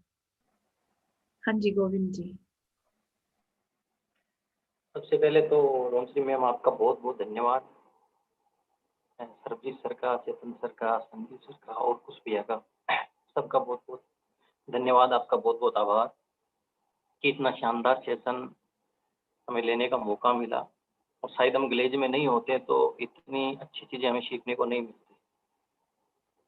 सर जो मेनली अभी जो मैंने देखा, सबसे पहले तो मैंने ये देखने की कोशिश की कि जो मेरे दोस्त है या फिर जो लोग हमें छोड़ के चले गए, वो लोग खुश है या नहीं है, वो मैंने देखने की कोशिश की। तो जब हम ऊपर गए तो मेरे को जो प्रकाश नज़र आया था वहाँ पे, जब मैं वहाँ पे मेरे को वो सारे लोग नज़र आए और पूरा ये मान लो कि इतना हल्का मैंने कभी मेरी ज़िंदगी में महसूस नहीं किया, जितना मैंने वहाँ पे महसूस किया। मुझे ऐसा लगा कि जैसे यहाँ पे कोई दुःख ही नहीं है, सब खुश है और इनकी कोई एक अलग दुनिया ही दुनिया अलग है। और मुझे ऐसा लग रहा था ये दुखी है, वहाँ पे मेरे को मैंने देखा तो राजू सर भी नज़र आ रहे थे, पंकज भाई भी नज़र आ रहे थे मेरे को, और मेरा दोस्त भी मुझे नज़र आ रहा था। ऐसे मेरे बहुत सारे लोग जिनको मैं जानता हूँ वो मेरे को नज़र आ रहे थे। और मैं ऐसे बोलने की कोशिश कर रहा था कि कोई दिक्कत, लेकिन मेरे से बोला नहीं जा रहा वहाँ पे। बस वो उनकी मेरे को सिर्फ हँसी दिखाई दे रही थी, मतलब वो खुशी दिखाई दे रहे थे कि हम बिल्कुल खुश हैं, आप जो चाहते हो वो करो, हम आपके साथ हैं, हम आपकी पूरी सपोर्ट करेंगे। तो मेरे को ये अच्छा लगा कि वो बिल्कुल अच्छी जगह पे है। और फिर जो मैंने आकर्षित किया ऊपर जाके, ईश्वर से जो माँगा मेरे को दिखाओ, तो सबसे पहले जो मुझे दिखाई दिया, वो दिखाई दिया था मेरा एक बहुत बड़ा बंगलो मेरे को नज़र आ रहा था। मतलब मेरा ड्रीम है कि मेरे पास अच्छी गाड़ियाँ हो, मेरे पास अच्छा घर हो। तो वो वहाँ पे मेरे को नज़र आ रहा था कि मेरा एक शानदार बंगलो है और बहुत बड़ा गार्डन है, और उस खुशी में मैंने कोई पार्टी दी है। तो मेरे जितने भी नियर डियर मेरे जो दोस्त हैं ग्लेज कंपनी के, वो भी आए हुए हैं, और साइड में देख रहा हूँ तो काफ़ी मेरे को अच्छी-अच्छी गाड़ियाँ दिखाई दे रही है और सब लोग खुश नज़र आ रहे हैं। एक तरफ हमारी दोस्तों की पार्टी चल रही है, इधर मेरी फैमिली, मेरे माता-पिता, मेरी सिस्टर्स, वो सारे लोग मुझे खुश नज़र आ रहे हैं। मतलब मेरे को जो भी मैंने देखा मेरे को कोई दुखी नज़र नहीं आ रहा था, सब खुश नज़र आ रहे थे। चारों तरफ हरियाली नज़र आ रही थी, शाम का रात का टाइम था तो सब एन्जॉय कर रहे थे, अपने मस्ती में थे। और जो मेरे दोस्त हैं और उनके चेहरे पे मुझे एक अलग ही चमक दिखाई दे रही थी। मतलब ये लोग अपनी ज़िंदगी में बहुत ज़्यादा सक्सेस हो चुके हैं और उसमें मैं भी हूँ, और हम एन्जॉय कर रहे हैं इस सफलता को। एक तो मुझे ये चीज़ नज़र आई वहाँ पे, और दूसरी चीज़ मुझे, मैंने जब कोशिश की कि मैं हमेशा चाहता हूँ कि मेरी फैमिली के जितने भी लोग हैं, मेरा परिवार बड़ा है, मेरी 9 सिस्टर है, मेरे माता-पिता, मैं एक भाई हूँ, तो मेरे को ये नज़र आ रहा कि हम कोई बस में कहीं घूमने जा रहे हैं। मतलब 7-8 दिन का हमने एक ट्रिप बनाया है कि एन्जॉय करके आते हैं सारे लोग। वापस साथ में रहने का एक मौका मिलेगा तो मेरे को 20-22 जने, मेरी सिस्टर्स, माता-पिता, सब मेरे को खुश नज़र आ रहे हैं कि चलो घूम के आते हैं अच्छी तरह। अब घूमने कहाँ गए ये नहीं पता, मेरे को सिर्फ बस का वो नज़ारा नज़र आ रहा था कि सब हम खुश हैं। कोई कुछ मज़े ले रहा है, कोई बस में कुछ मज़े ले रहा है। तो दूसरी चीज़ मुझे ये नज़र आई। और तीसरी चीज़ जो मुझे नज़र आई, जो मैंने आकर्षित भी की थी, मैं काफ़ी टाइम से करता भी हूँ, कि मेरे को एक क्रूज़ नज़र आ रही थी। मतलब समुद्र के बीच में, मेरे को ये पता नहीं हम है कहाँ?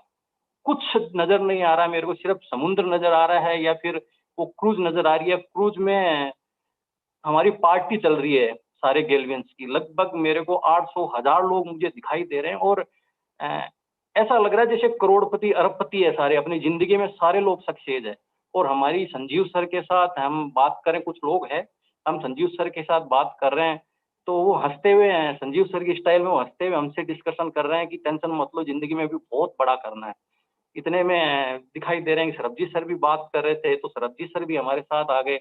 वो भी हँस रहे थे कि गोविंद देखो, साथ रहने का ये होता है। इतने में चेतन सर भी आए, चेतन सर से भी हमारी मुलाकात हुई, और मेरे को कुछ सर दिखाई दे रहे थे कि वही हँसी कुछ सर की, और वो हँस रहे हैं, बात कर रहे हैं। और कुछ टाइम बाद में कुछ सर भी आए, बोला गोविंद देखो, हमने सोचा था ना कुछ बड़ा होगा, आज देख। तो चारों तरफ गेलवे, गेलवे, गेलवे, गेलवे के नारे लग रहे थे, और यानी बड़ा अच्छा महसूस हो रहा था कि ज़िंदगी में बहुत बड़ा हमने हासिल कर लिया है। ये 3 चीज़ें मैंने नोटिस की, प्रभु से यही कि ये सारी चीज़ें पूरी करवा दे। और मैंने है ना एक चीज पढ़ी थी कि लॉ ऑफ एट्रैक्शन का एक नियम काम करता है कि छोटी छोटी खुशियां हैं, उसको यदि आप आकर्षित करोगे तो आपको बड़ी खुशियां जरूर मिलेगी। तो सबसे पहले तो सभी डायरेक्टर्स का, रोम श्री मैम का, सबका धन्यवाद कि ये 40 दिनों में कम से कम ये छोटी छोटी खुशियां हम आकर्षित कर रहे हैं, जिससे ये छोटी छोटी खुशियां हमारी जिंदगी में एक बहुत बड़ा बदलाव लेके आएगी, बहुत सारी खुशियां लेके आएगी। बाकी सर इतना ही कहना चाहूंगा। Thank you so much. Govind, जो भी तुमने सपना देखा, आज ये तारीख नोट कर लीजिए, ये वीडियो सब बन रहे हैं।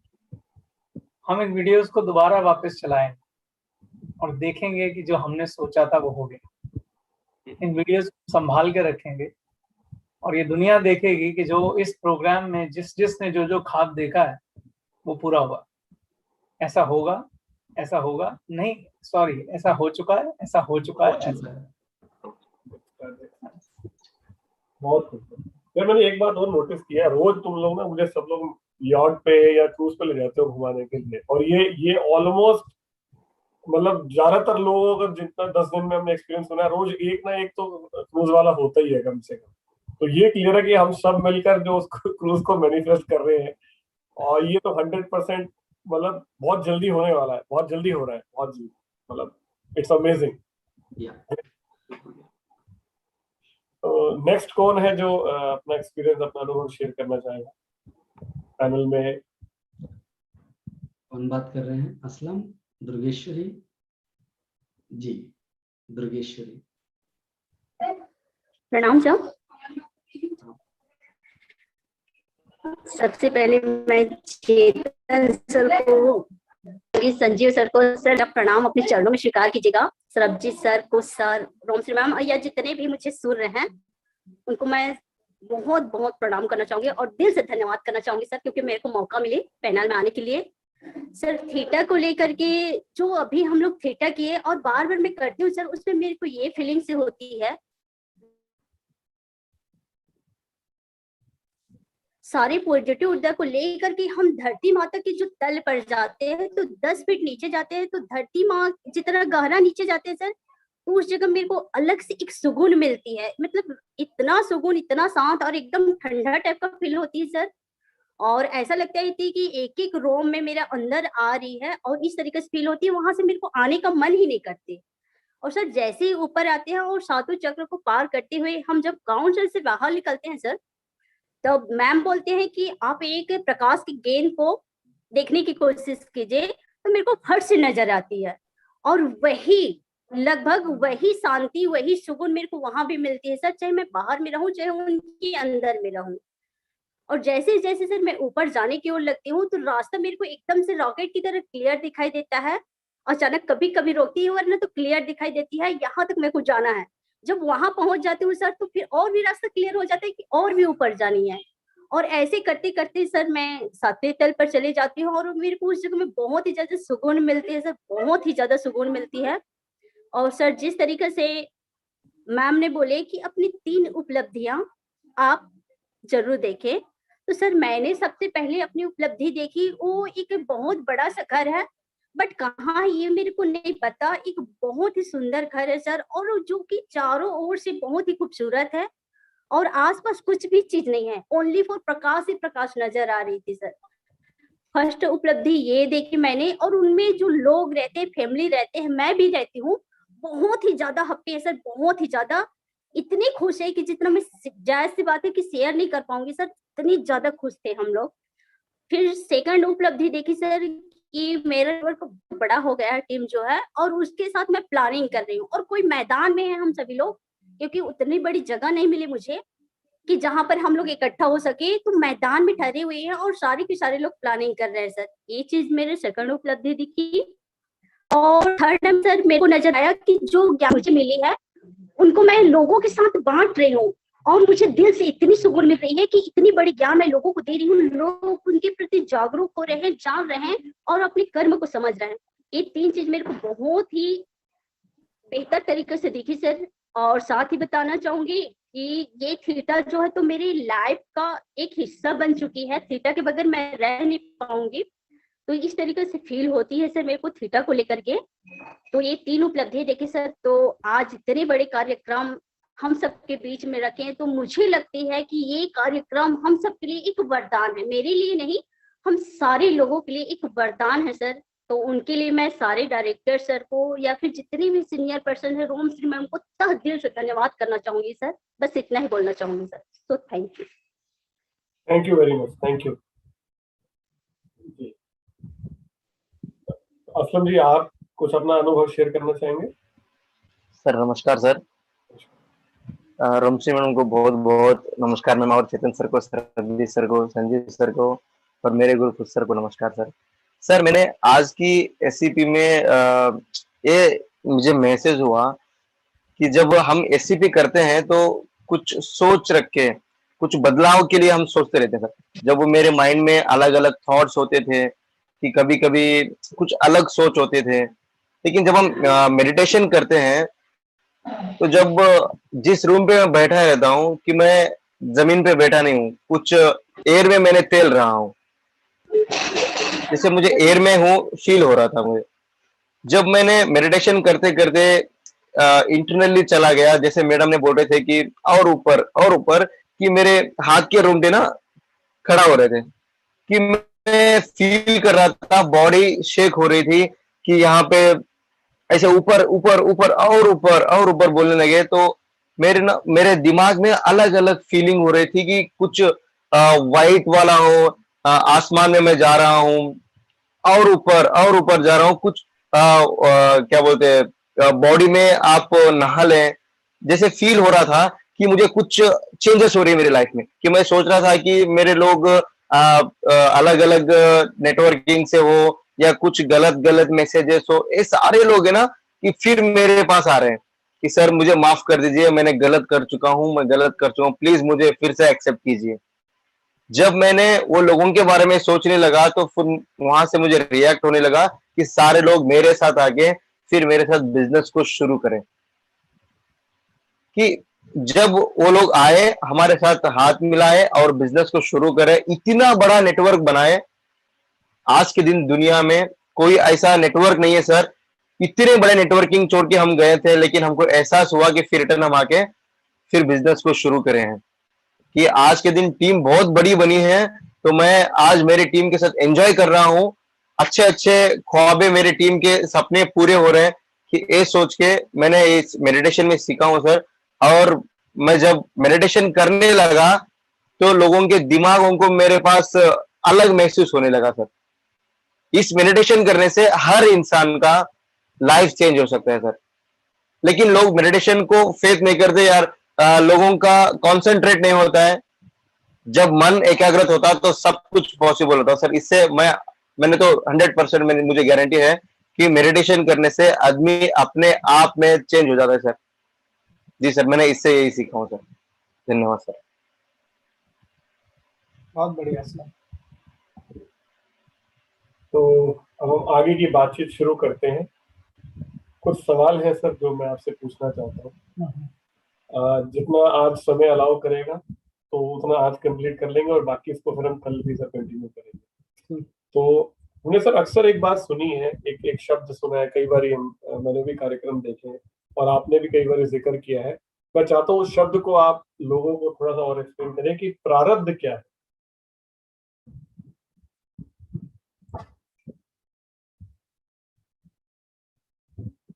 सरबजीत ने वो शब्द पकड़ा है जो अध्यात्म का केंद्र बिंदु है। आपने भी इस शब्द बहुत बार सुना होगा कि प्रारब्ध प्रारब्ध प्रारब्ध। प्रारब्ध क्या है? प्रारब्ध को आप ये कह सकते हैं संचित कर्म। पुराने जन्म में और इस जन्म में आप जो भी कर्म करते हैं उसी कर्म का फल आपको भविष्य में मिलता है। आज आपको जो मिल रहा है, जो भी चीज मिल रही है, धन दौलत, जितनी भी घटनाएं आपके साथ हो रही हैं, सुख दुख, वो आपके पुराने कर्म यानी संचित कर्मों का नतीजा है। तो प्रारब्ध को बोलते हैं हम संचित कर्म।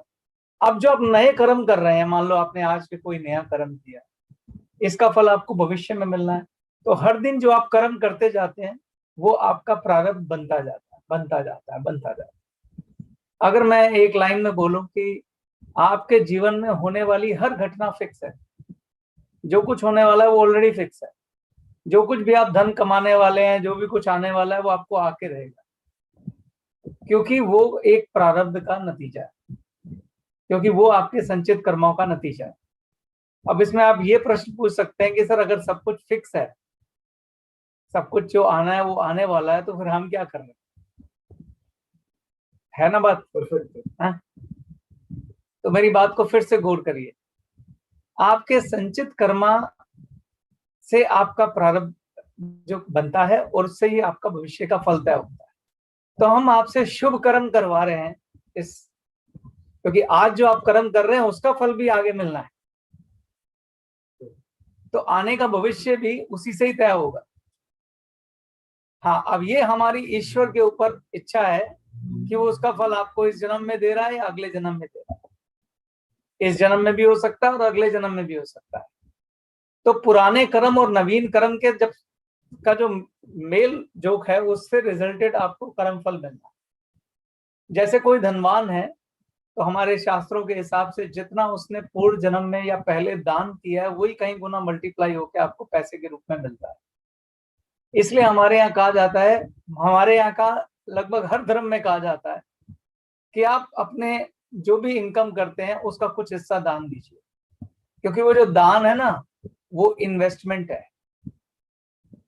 लेकिन दान देना निष्काम भाव से, भाव बहुत महत्वपूर्ण है, क्योंकि वो दान आपका जो संचित कर्म होगा उसका फल जो भविष्य में मिलने वाला है वो बहुत कमाल, बहुत ही कमाल।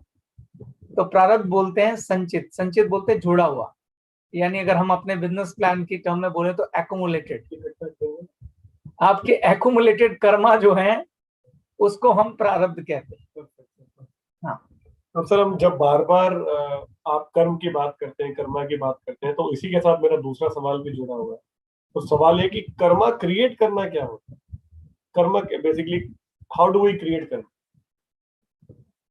देखिए, जब भी आप कोई कार्य करते हैं, जैसे हम ये वाला कार्य भी कर रहे हैं, समय कोई भी कार्य करते हैं, कोई भी काम करते हैं, कोई भी ऐसा काम जिसके साथ कोई इच्छा जुड़ी हुई, कोई फल की इच्छा जुड़ी हुई। जैसे मैं बिजनेस करता हूं तो मेरी इच्छा क्या है? प्रॉफिट कमाऊं, पैसे कमाऊं। मैं आइसक्रीम खाता हूं तो मेरी इच्छा क्या है? मुझे स्वादिष्ट। तो जब भी कोई कार्य आप करते हैं जिसके साथ फल की इच्छा जुड़ी हुई है कि मैं ऐसा करूंगा तो मुझे ऐसा हासिल होगा, जब आप उस इच्छा के साथ किसी कार्य को करते हैं तो हम कहते हैं कर्मा क्रिएट हो गया। कैसे कर्मा क्रिएट हो गया? कर्मा के अंदर इमोशनल एनर्जी का एक्सचेंज बहुत महत्वपूर्ण है। सबसे पावरफुल चीज कोई है तो वो इमोशनल एनर्जी है। यहाँ तक कि जो हम अफर्मेशन करते हैं या हम जो थीटा में मैनिफेस्टेशन करते हैं, अगर आपने उसके साथ इमोशन नहीं जोड़ा तो आपका सबकॉन्शियस माइंड उस एनर्जी को पहचान ही नहीं पाएगा। तो इमोशनल एनर्जी जो होती है वो किसी कर्मा में बहुत बड़ा रोल अदा करती है। तो वो वाले कर्म जिसमें हम किसी के साथ कोई इमोशन भी एक्सचेंज कर देते हैं फल की इच्छा के साथ, वो हमारा कर्मा क्रिएट करना कहलाता है उस व्यक्ति के साथ। जैसे एक उदाहरण प्रस्तुत करता हूं। मान लो गोविंद है, इनके साथ मैंने एक बिजनेस किया, मेरी केले की रेडी है, गोविंद जी आए और इन्होंने मुझसे केले खरीदे। ठीक, तो इन्होंने मेरे से केले छांटे और मुझसे पूछा कितने रुपए दर्जन। मैंने कहा 50 रुपए दर्जन। इन्होंने केले छांटे, मैंने 50 रुपए लिए और ये चले गए। अगर इस बीच में कोई इमोशन एक्सचेंज नहीं हुआ तो यहाँ कर्मा क्रिएट नहीं हुआ।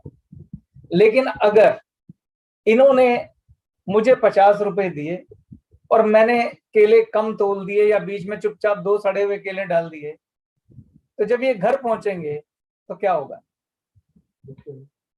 दुखी होंगे, गुस्सा आएगा, कोई ना कोई इमोशन क्रिएट हो जाएगा, होगा। वो इमोशन किसके साथ क्रिएट हुआ? केले वाले के साथ। तो जब वो इमोशन क्रिएट होगा तो ये अपना एंगर मुझे भेजेंगे, एंगर मतलब क्रोध भेजेंगे मुझे। ठीक, तो जब ये क्रोध भेजेंगे मुझे या ये मुझसे वहां लड़ने आ जाएंगे केले, तो वो एक इनका क्रोध का सेगमेंट मेरे पास आ, यहाँ कर्मा क्रिएट हो गया। और ये बन गया प्रारब्ध। तो अगली बार अगर इन्होंने मुझे माफ नहीं किया और इनके दिल में बात बैठ गई कि ये केले वाले को तो मैं छोड़ूंगा नहीं, इसको तो मैं बताऊंगा अच्छे से, तो अगली स्थिति ऐसी होगी कि सिचुएशन रिवर्स होगी। केले वाला इन्हें बनना पड़ेगा और मुझे आके केले खरीदने पड़ेंगे। ये एक सिंपल उदाहरण है समझाने के लिए। इसीलिए मैं बोलता हूं कि जब आप कर्म करते हैं तो उसके अंदर फल की इच्छा का त्याग कर दें, फिर कर्मा क्रिएट नहीं होगा, क्योंकि सारे इमोशन फल की इच्छा से जुड़े होते हैं। जैसे मैं आपको बोलता हूं, आपका व्यापार धर्म है, बिजनेस कर रहे हैं। बिजनेस में अगर ईमानदारी रखेंगे, क्योंकि व्यापारी का जो धर्म है वो ये है कि कस्टमर भगवान है और आपको उसके साथ बड़ी ईमानदारी से और धर्म पूर्वक व्यवहार करना चाहिए। अगर मैंने केले ईमानदारी से दिए होते तो क्या कोई कर्मा क्रिएट होता? नहीं होता। तो जब आप धर्म का पालन करते हैं तो कभी कर्मा क्रिएट होता नहीं। और वैसे भी इसमें एक और गहरी बात है जो समझाना चाहता हूं। जब हम कर्म मैं भाव में करते हैं, मैं भाव यानी कि मैं कर रहा हूं, मैंने केले बेचे, मैंने केला सड़ा हुआ डाला, मैंने केला सस्ता बेचा, तो जब मैं भाव से करते हैं तो उसको हम अहम भाव कहते हैं। अहम भाव मतलब कि उस कर्म की जिम्मेदारी मैंने ले ली। ठीक, उस कर्म की जिम्मेदारी किसने ले ली? मैंने ले ली। तो उसका फल किसको मिलना है? मुझे ही मिलना है। तो जब आप कोई कर्म मां भाव में करते हो, मैंने किया, जैसे मैं अभी थोड़ी देर पहले बोल रहा था कि मैंने ये प्रोग्राम शुरू किया, तो वो जो मां भाव है वो अहंकार भाव है। तो इस कर्म का जो फल है, अच्छा या बुरा, मुझे लेना पड़ेगा। अगर इस प्रोग्राम से कुछ लोगों को नुकसान पहुंचा है और वो कुछ खराब बोल रहे हैं तो उसका फल मुझे लेना पड़ेगा। तो इसलिए आइडियल पोजीशन क्या है, आपको मैंने कल बताया था कि जब कोई कर्म करना हो, अच्छा जो कुछ मैं आपको बता रहा हूं ऐसा नहीं मैं कि उसके ऊपर 100% मैं कर पा रहा हूं, ये यात्रा है, बार बार मैं ये बोलता हूं। मैं सिर्फ आपको वो ज्ञान दे रहा हूं जो मैंने पढ़ा है और जो समझा है वो आपको बता रहा हूं। हो सकता है मैंने गलत भी समझा हो, तो ऐसे लोग यहाँ पे हो सकते हैं जिनकी मान्यताओं से मेरी बात टकराए, तो उनसे मैं हाथ जोड़ के क्षमा चाहता हूँ, लेकिन अगर कुछ फायदा हो तो उसे रख लीजिएगा। तो कर्म जो करना है, यानी जब आप कोई कार्य करते हैं तो आइडियल सिचुएशन क्या होती है? पहले तो आप उसमें से मां भाव खत्म कर दो, मैं नहीं कर रहा। अब आप कहेंगे सर ये कैसे हो सकता है कि मैं भाव खत्म कर दूं? आप बोलो मैं उसका काम कर रहा हूं, मैं तो अपनी ड्यूटी कर रहा हूं। तो फल किसके पास जाना है? उसके पास जाना है। कौन बॉस? बॉस कौन है? परमपिता परमेश्वर। आप पहली चीज ये बोलेंगे कि ये काम जो भी मैं कर रहा हूं, मुझे धरती पे मैंने जन्म लिया है, मैंने तय थोड़ी ना किया था मैं किन माँ बाप के यहाँ पैदा होऊंगा, मैंने थोड़ा ना तय किया था मैं किस स्कूल में पढ़ूंगा। आपको लग रहा है आपने तय किया, पर वो आपके प्रारब्ध ने तय किया। आपको राजा बनाया या रंक बनाया, गरीब बनाया या अमीर बनाया, सब प्रारब्ध ने बनाया। तो आप अपने मन में यही भाव ले आना कि बॉस आपने जो ड्यूटी दी है, एक पुत्र की ड्यूटी, एक पिता की ड्यूटी, एक भाई की ड्यूटी, एक बहन की ड्यूटी, एक जॉब करने की ड्यूटी, एक बिजनेसमैन बनने की ड्यूटी, एक राजा की ड्यूटी, जो भी ड्यूटी आपने दी है मैं उसे स्वीकार करता हूं और आगे से जो भी काम करूंगा इसी भाव के साथ करूंगा कि आपकी ड्यूटी कर रहा हूं, आपका काम कर रहा हूं। तो जब आपकी ड्यूटी कर रहा हूं, आपका काम कर रहा हूं, तो फल भी आप ही का है, तो आपका कर्मा क्रिएट नहीं होता। दूसरा तरीका यह है कि आप फल की इच्छा का त्याग कर दें, कि जो भी कर्म हो रहा है उसमें से कुछ भी फल मिलेगा वो बॉस पे छोड़ा। जब फल की इच्छा का त्याग कर देंगे तो भी कर्मा क्रिएट नहीं होगा। अच्छा, कुछ कर्मा ऐसे हैं जिनके ऊपर एग्जम्पशन है, जैसे हमेशा हर जगह एग्जम्पशन मिलती है ना, छूट मिलती है कि इन कर्मा को कर्मा नहीं माना जाएगा चाहे मां भाव से करें। और वो कर्मा कौन से हैं? जिन्हें हम नवीन कर्म कहते हैं, जिसका प्रारब्ध से कोई लेना देना नहीं। वो है स्वाध्याय, जप, दान, करुणा, पुण्य। ये सारे जो कर्म है इसे आप मैं भाव से करिए, कोई प्रॉब्लम नहीं। आप किसी के ऊपर करुणा करते हैं, भाव की बात कर रहा हूं, इमोशंस। आप किसी पे करुणा करते हैं, करुणा मतलब किसी पे काइंडनेस करते हैं, किसी सड़क पे पड़े को उठाते हैं, किसी को खाना खिलाते हैं, किसी वृद्ध को वृद्धाश्रम देते हैं, गायों को दान देते हैं, अनाथ बच्चों को देते हैं, पेड़ लगाते हैं प्रकृति के लिए।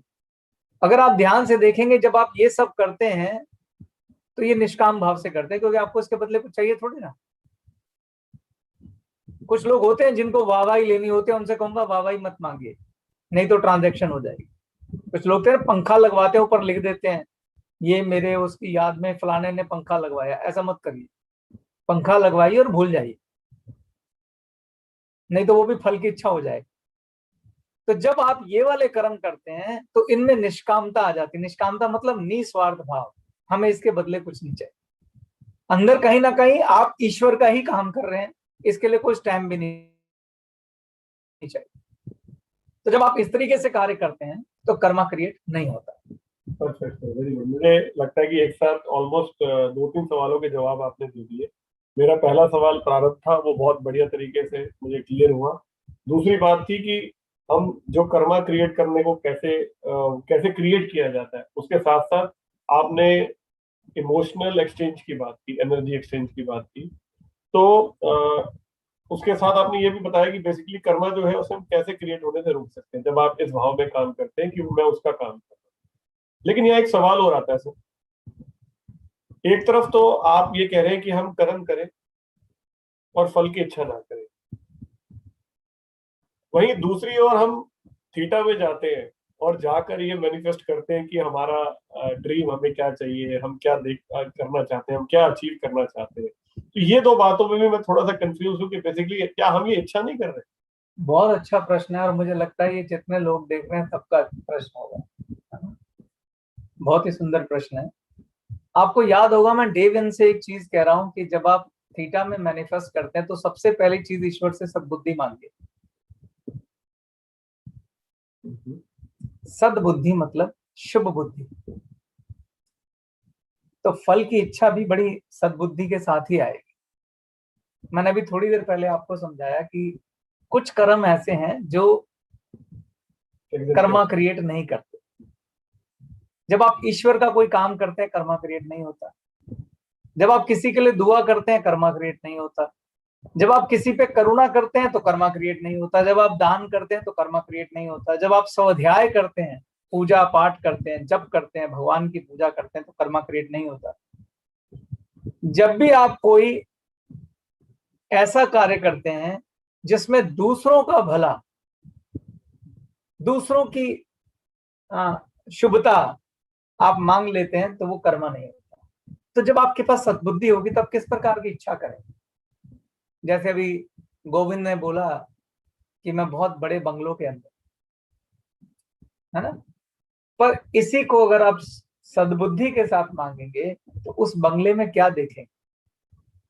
एक तो ईश्वर से बोले कि हे ईश्वर, मैं राजा बनना चाहता हूं, जैसे ये मान लो आपकी इच्छा। नॉर्मली आप क्या बोलेंगे कि मैं राजा हूं, लेकिन जब आप सद्बुद्धि के साथ बोलेंगे तो आप बोलेंगे मैं एक ऐसा राजा हूं जो राज धर्म का पालन करता है। मुझे आप राज धर्म का पालन करने के लिए सद्बुद्धि और साहस दीजिए ताकि मैं आपका ये काम कर सकूं। आप बंगला मांग रहे तो बोलिए प्रभु ऐसा धनवान बनाइए कि मैं आपका कार्य कर सकूं, मैं दान कर सकूं, पुण्य कर सकूं, मेरे यहाँ से मैं गरीबों का भला कर सकूं, मैं वृद्धों के आश्रम चला सकूं। ये भी एक तरीका है मांगने का। बहुत बढ़िया। तो जब आप इस तरीके से मांगते हैं तो आप सद्बुद्धि के साथ मांगते हैं। और अगर आप खाली धन मांगते हैं तो उसके साथ आपकी खुशियां नहीं आती हैं, क्योंकि आपने उसमें करुणा नहीं जोड़ी, आपने उसमें भाव नहीं जोड़े, आपने दूसरों का भला नहीं जोड़ा, आपने दान नहीं जोड़ा, आपने ईमानदारी नहीं जोड़ी, अपना धर्म नहीं जोड़ा। धर्म का मतलब संप्रदाय नहीं है। धर्म मतलब कि जो कार्य आपने मुझे दिया है मैं आपका कार्य समझ के करता हूं। तो आप बहुत बुद्धिमता के साथ, सद्बुद्धि के साथ अपनी इच्छाएं रखिए। जब मैं फल की इच्छा त्यागने को कह रहा हूं तो इसका मतलब मैं आपसे ये नहीं कह रहा कि आप अपने सपने मत पूरे करिए, मगर उन सपनों में इन चीजों को भी जोड़िए कि हे भगवान करुणा भी देना, सद्बुद्धि भी देना, लोगों की मदद करने का ज्ञान भी देना, मैं आपके दिए धन का सदुपयोग कर सकूं। जैसे अगर आपने रोम श्री की अफर्मेशन जो वो कराती हैं तो उन्होंने उसमें सद्बुद्धि भी मांगी है, मुझे सदुपयोग करने का ज्ञान भी देना। सदुपयोग का मतलब क्या है? सदुपयोग का मतलब ये है कि हम कोई कार्य ईश्वर का कार्य मान के करें, वही सदुपयोग है। वरना तो धन आपके मन में घमंड ले आएगा, खाली धन मांगोगे, आपको बहुत धनवान मिलेंगे, धन तो आया लेकिन उसके साथ 100 चीजें और आ जाती, खुशियां गायब हो जाएंगी, बुरी आदतें आ जाएंगी, बच्चे बिगड़ जाएंगे, बीमारियां लग जाएंगी। लेकिन अगर आप शुभ लक्ष्मी मांगेंगे, सौभाग्य लक्ष्मी मांगेंगे, तो आपको धन के साथ खुशियां भी मिलेगी, आपके परिवार का कल्याण होगा, आपकी पुश्तों का कल्याण होगा, क्योंकि लोग दुआएं दे दे के जाएंगे आप। तो गोविंद बंगला ऐसे मांगो कि तुम्हारे बंगले में तुम खड़े होकर रोज दान करो। बंगला ऐसा मांगो कि तुम्हारे बंगले में हजारों लोगों का खाना चले। बंगला ऐसा मांगो कि वहां पे तुम बंगले के बगल में एक वृद्धाश्रम चलाओ, अनाथालय चलाओ, बड़े बड़े शुभ काम चलाओ, ऐसा बंगला मांगो। बहुत खूब सर, बहुत। मेरा अगला जो सवाल था उसका जवाब भी आपने दे दिया कि इच्छा करनी कैसे चाहिए। जो इच्छा है वो ऐसी हो जिसमें सबके भले की बात हो, सबके मंगल की बात हो, जो मैं समझ पाया सर आपकी बात से। और वैसे भी ईश्वर अगर किसी को कुछ देता है तो उन्होंने भी यही कहा है कि अगर आपके पास ज्यादा है तो आप औरों की मदद करो, दूसरों की हेल्प करो। बहुत खूब सर। अपना सेवा भाव बिल्कुल हमेशा ओके रखो।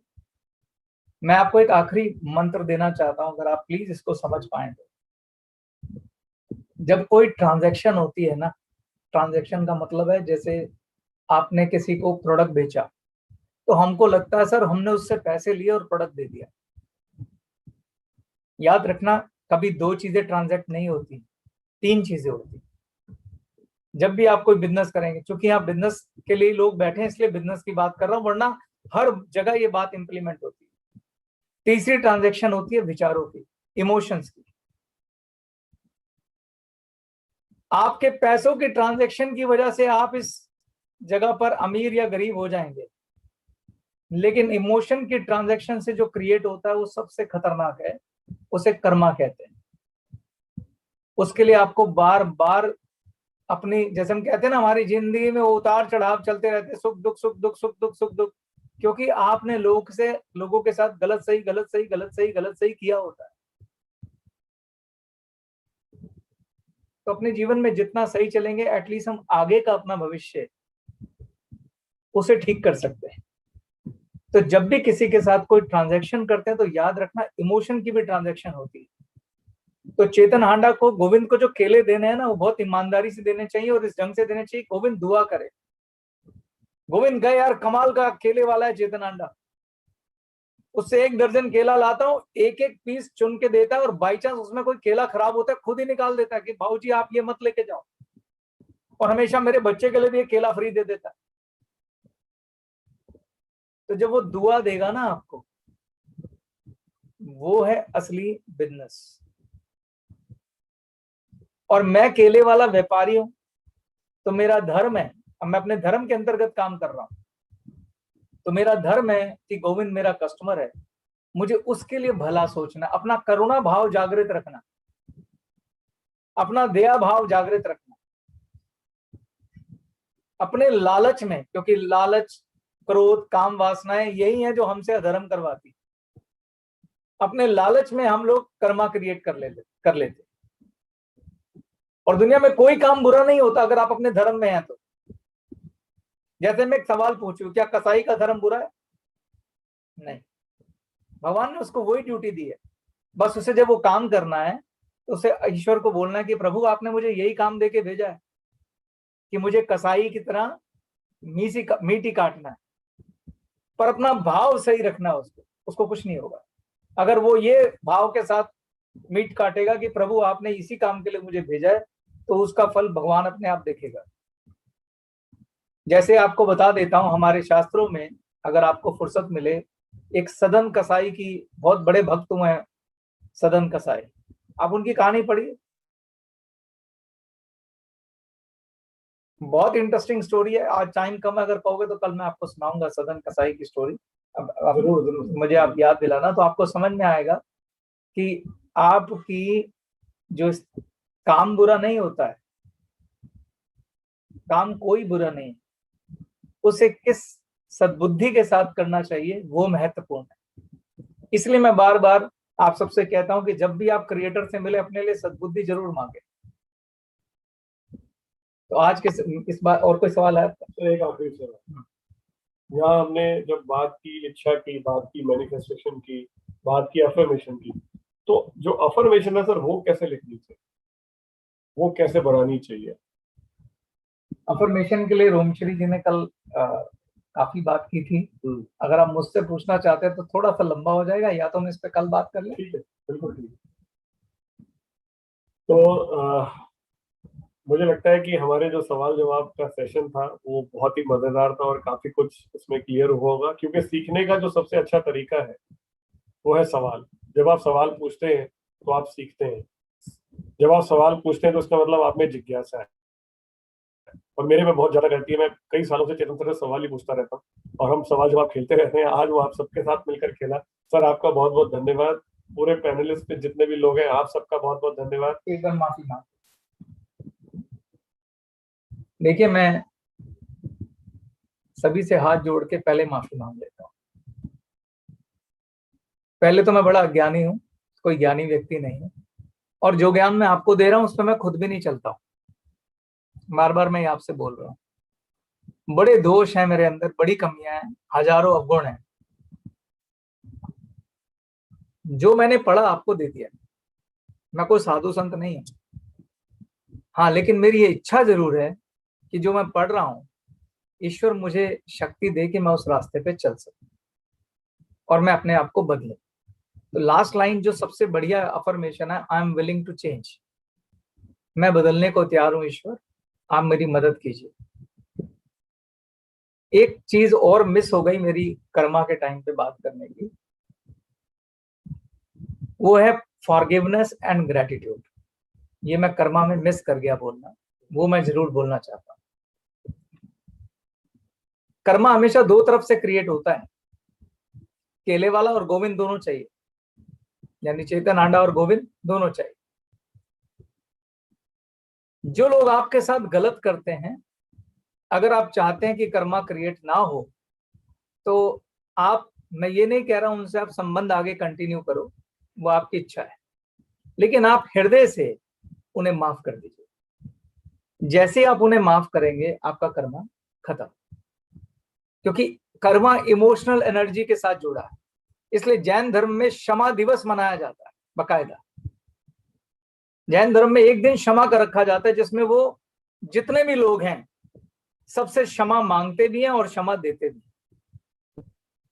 उनके यहाँ सिखाया जाता है कि कोई क्षमा मांगे तो उसे क्षमा कर दो, और जिससे क्षमा मांगनी है उससे क्षमा मांगो। क्षमा मतलब माफी, फॉरगिवनेस, क्योंकि फॉरगिवनेस आपके एंगर को यहां से यहां ले आता है, आपके रेजिस, द्वेष सबको कम कर देता है। तो मैं चाहता हूं कि ग्लेज में फॉरगिवनेस का भी कल्चर डालें, कि जो व्यक्ति दिल से, हृदय से माफी मांगने आया उसे माफ कर देना चाहिए, और आपको लगता है आपसे कुछ गलत हो गया तो उससे माफी मांग लेनी चाहिए। मैं आपको यहाँ ये नहीं कह रहा, क्योंकि कुछ लोग ऐसे होते हैं जिनके साथ आप जो है नहीं आगे चलना चाहते, क्योंकि हमें जीवन में ये बहुत बड़ा सत्य है कि चुनाव करना चाहिए कि हमें किनके साथ जीना है। क्योंकि ये भी एक कहावत है कि एक सड़े हुए सेब के साथ रहेंगे तो आप भी सड़ जाएंगे। इसलिए हम बोलते हैं कि सत्संग करना चाहिए, नहीं सच्चे और सही लोगों का संग करना चाहिए। लेकिन साथ में मैं ये भी जोड़ रहा हूं कि अगर किसी दुर्जन व्यक्ति ने, दुर्जन मतलब बुरे व्यक्ति ने आपके साथ बुरा कर दिया है, तो आप हृदय से उसको करुणा भेजिए, भगवान से उसके लिए सद्बुद्धि मांगिए और उसे क्षमा कर दीजिए, और उसके लिए भगवान से प्रार्थना कीजिए कि भगवान इसको सद्बुद्धि देना, इसको कल्याण देना और इसको एक बेहतर इंसान बनाना। करुणा करिए उस पर इसका मतलब ये नहीं मैं कह रहा हूं कि उसके साथ उसे बुला के दोबारा उसके साथ काम करिए, नहीं, दुर्जन व्यक्ति के साथ मत रहिए, पर करुणा करिए, उसको माफ कर दीजिए। और दूसरा है ग्रेटिट्यूड, धन्यवाद। यहां भी कर्मा क्रिएट होते हैं। कुछ लोग बड़ा अच्छा करेंगे आपके साथ, लेकिन बदले में आपसे धन्यवाद की उम्मीद करेंगे। इसमें आपके घर के बड़े क्लोज लोग होते हैं, जैसे आपकी पत्नी हो गई, वो खाना बनाएगी तो आपसे पूछेगी कैसा बना। क्यों पूछ रही है? क्या चाहिए उसको? सिर्फ ग्रेटिट्यूड, धन्यवाद, थैंक यू। नहीं तो एक और इमोशन क्रिएट हो जाएगा। और अगर गलती से आपने किसी और के खाने की तारीफ कर दी तो भयंकर इमोशन क्रिएट हो जाएगा कि मेरा खाना तो तुम्हें कभी स्वाद लगा नहीं। अपनी बहन के घर की तारीफ करते रहते हो। तो इसलिए जब जब जैसे जैसे मौका मिले आपको लोगों का धन्यवाद करना चाहिए। वैसे तो मैं आपको बोलूं, आपका धन्यवादी होना, धन्यवादी मतलब धन्यवादी होना, आपके श्रेष्ठ चरित्र को दर्शाता है। अगर आप ध्यान से देखेंगे ना, आपका पूरा जीवन दूसरों पर निर्भर करता है। पैदा हुए तो माँ पर, पिता पर। आप बिना दूसरों की मदद लिए आगे बढ़ नहीं सकते।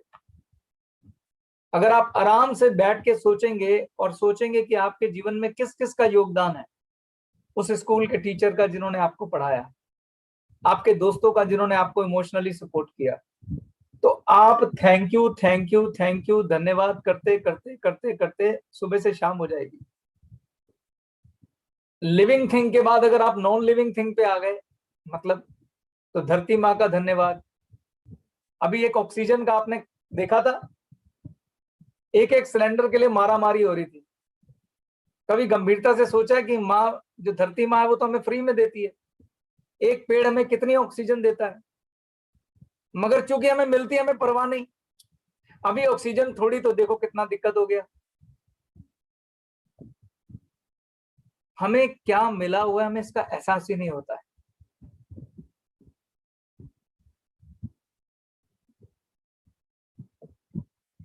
हम लोगों ने जंगल काट डाले, जानवर मार डाले अपने फायदे के लिए।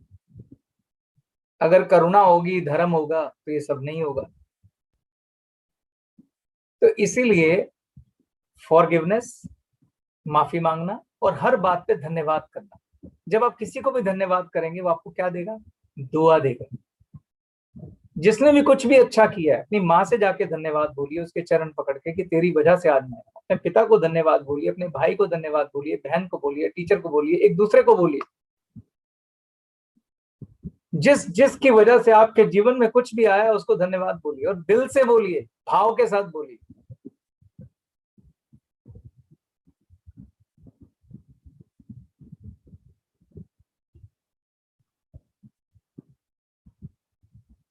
मैं तो आपको कहूंगा कि हमें ग्लेज में एक और प्रेरणा होती है कई बार कि हमें मिलकर धरती पे पेड़ लगाने चाहिए।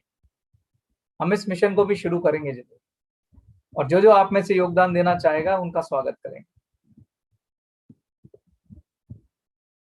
तो इसके साथ मैं पहले तो सब लोगों से क्षमा मांग लूं, अगर कोई ऐसा व्यक्ति है जिसको मेरी बात से इत्तेफाक ना हो, या मेरी बात उसको नहीं सूट कर रही हो, उसकी मान्यताओं के हिसाब से, उसके धर्म के हिसाब से, उसके रिलीजन के हिसाब से, तो मैं आपके हाथ जोड़ के माफी मांगता हूँ। क्योंकि मैं सिर्फ इतना कहना चाहता हूँ कि मेरा जो इरादा है वो नेक है। मैं सिर्फ बदलाव अच्छा लाना चाहता हूँ और हर धर्म का दिल से सम्मान करता हूँ। तो इसके साथ मैं अपनी बात खत्म करता हूँ। धन्यवाद। Thank you very much Chetan sir. आज हमने अपना 25% कार्य पूरा कर लिया है। यदि आप 40 दिन के हिसाब से देखेंगे तो आज 10 दिन पूरे हुए, यानी आपका 25% काम कंप्लीट हुआ। और उस एक एक व्यक्ति को बधाई जो 10 के 10 दिन इस कार्यक्रम में साथ जुड़ा हुआ है। और आगे का कार्यक्रम हम जारी रखेंगे। कल सुबह 10 बजे मिलते हैं एक नए जोश, नई ऊर्जा के साथ। तब तक के लिए ईश्वर हम सबको स्वस्थ रखे, व्यस्त रखे और मस्त रखे। जय हिंद, जय गैलवे दोस्तों। जय भारत, जय गैलवे। आप सबका कल्याण हो। मेरा अभिनंदन। जय गैलवे sir. Thank you so much Chetan sir, Sarabjit sir, Romshree ma'am, जिन्होंने आज हमें इस 10वें दिन पर हमारे जीवन को परिवर्तित करने के लिए हमें इतना कुछ सिखाया। अब कार्यक्रम को समापन की तरफ लेके चल रहे हैं। तो अभी तक भी, अब इस कार्यक्रम के अंत में मैं कहूंगा कि अगर किसी मेरे मित्र ने हमारे चैनल को भी सब्सक्राइब नहीं किया है तो सब्सक्राइब जरूर करें। अपने जान पहचान, नियर डियर जितने भी आपके यार दोस्त हैं या आपके टीम में, परिवार में पिछले 1, 2, 3, 4, 5 महीने में जितने लोग जुड़े हैं, ये लिंक एक एक व्यक्ति तक जरूर दें, क्योंकि ये अभी सिर्फ 10 दिन हुआ है। तो आज हमारा पूरा शरीर ही लग रहा है जैसे सकारात्मक हो चुका है। तो अगले 30 दिनों में तो और बहुत कुछ होने वाला है। तो मैं आप सबको, आप सभी से मैं आग्रह करूंगा, अगर ये ज्ञान आपको बहुत बढ़िया लग रहा है, बहुत बेहतर लग रहा है और आपको इससे लग रहा है जीवन में परिवर्तित हो रहे हैं, तो अपने नजदीकी लोगों को और खास तौर पे अपने टीम के एक एक व्यक्ति को जो बिल्कुल अभी जस्ट आपसे कनेक्टेड है, बहुत पीछे नहीं जा रहा हूं, 2 महीने, 4 महीने, 5 महीने में आपके साथ जुड़े हैं, एक एक व्यक्ति तक ये लिंक पहुंचवाएं। हर व्यक्ति को सब्सक्राइब करने के लिए कहें, बेल आइकन दबाने को बोलें, जिससे कि रोज की वीडियोस उनके पास आए। और साथ के साथ आज की ट्रेनिंग अच्छी लगी हो तो लाइक जरूर करें।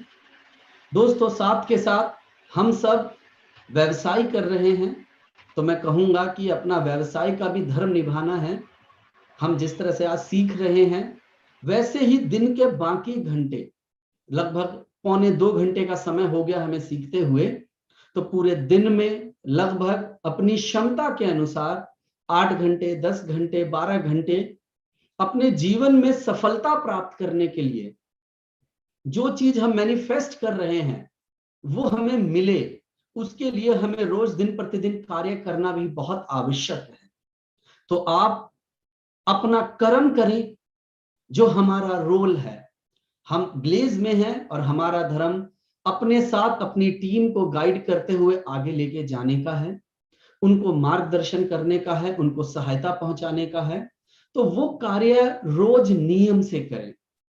जैसा कि आप जानते हैं, ये एक आखिरी महीना है जब विदेश यात्रा के लिए हम और हमारी टीम बहुत आसानी से क्वालिफाई कर सकती है।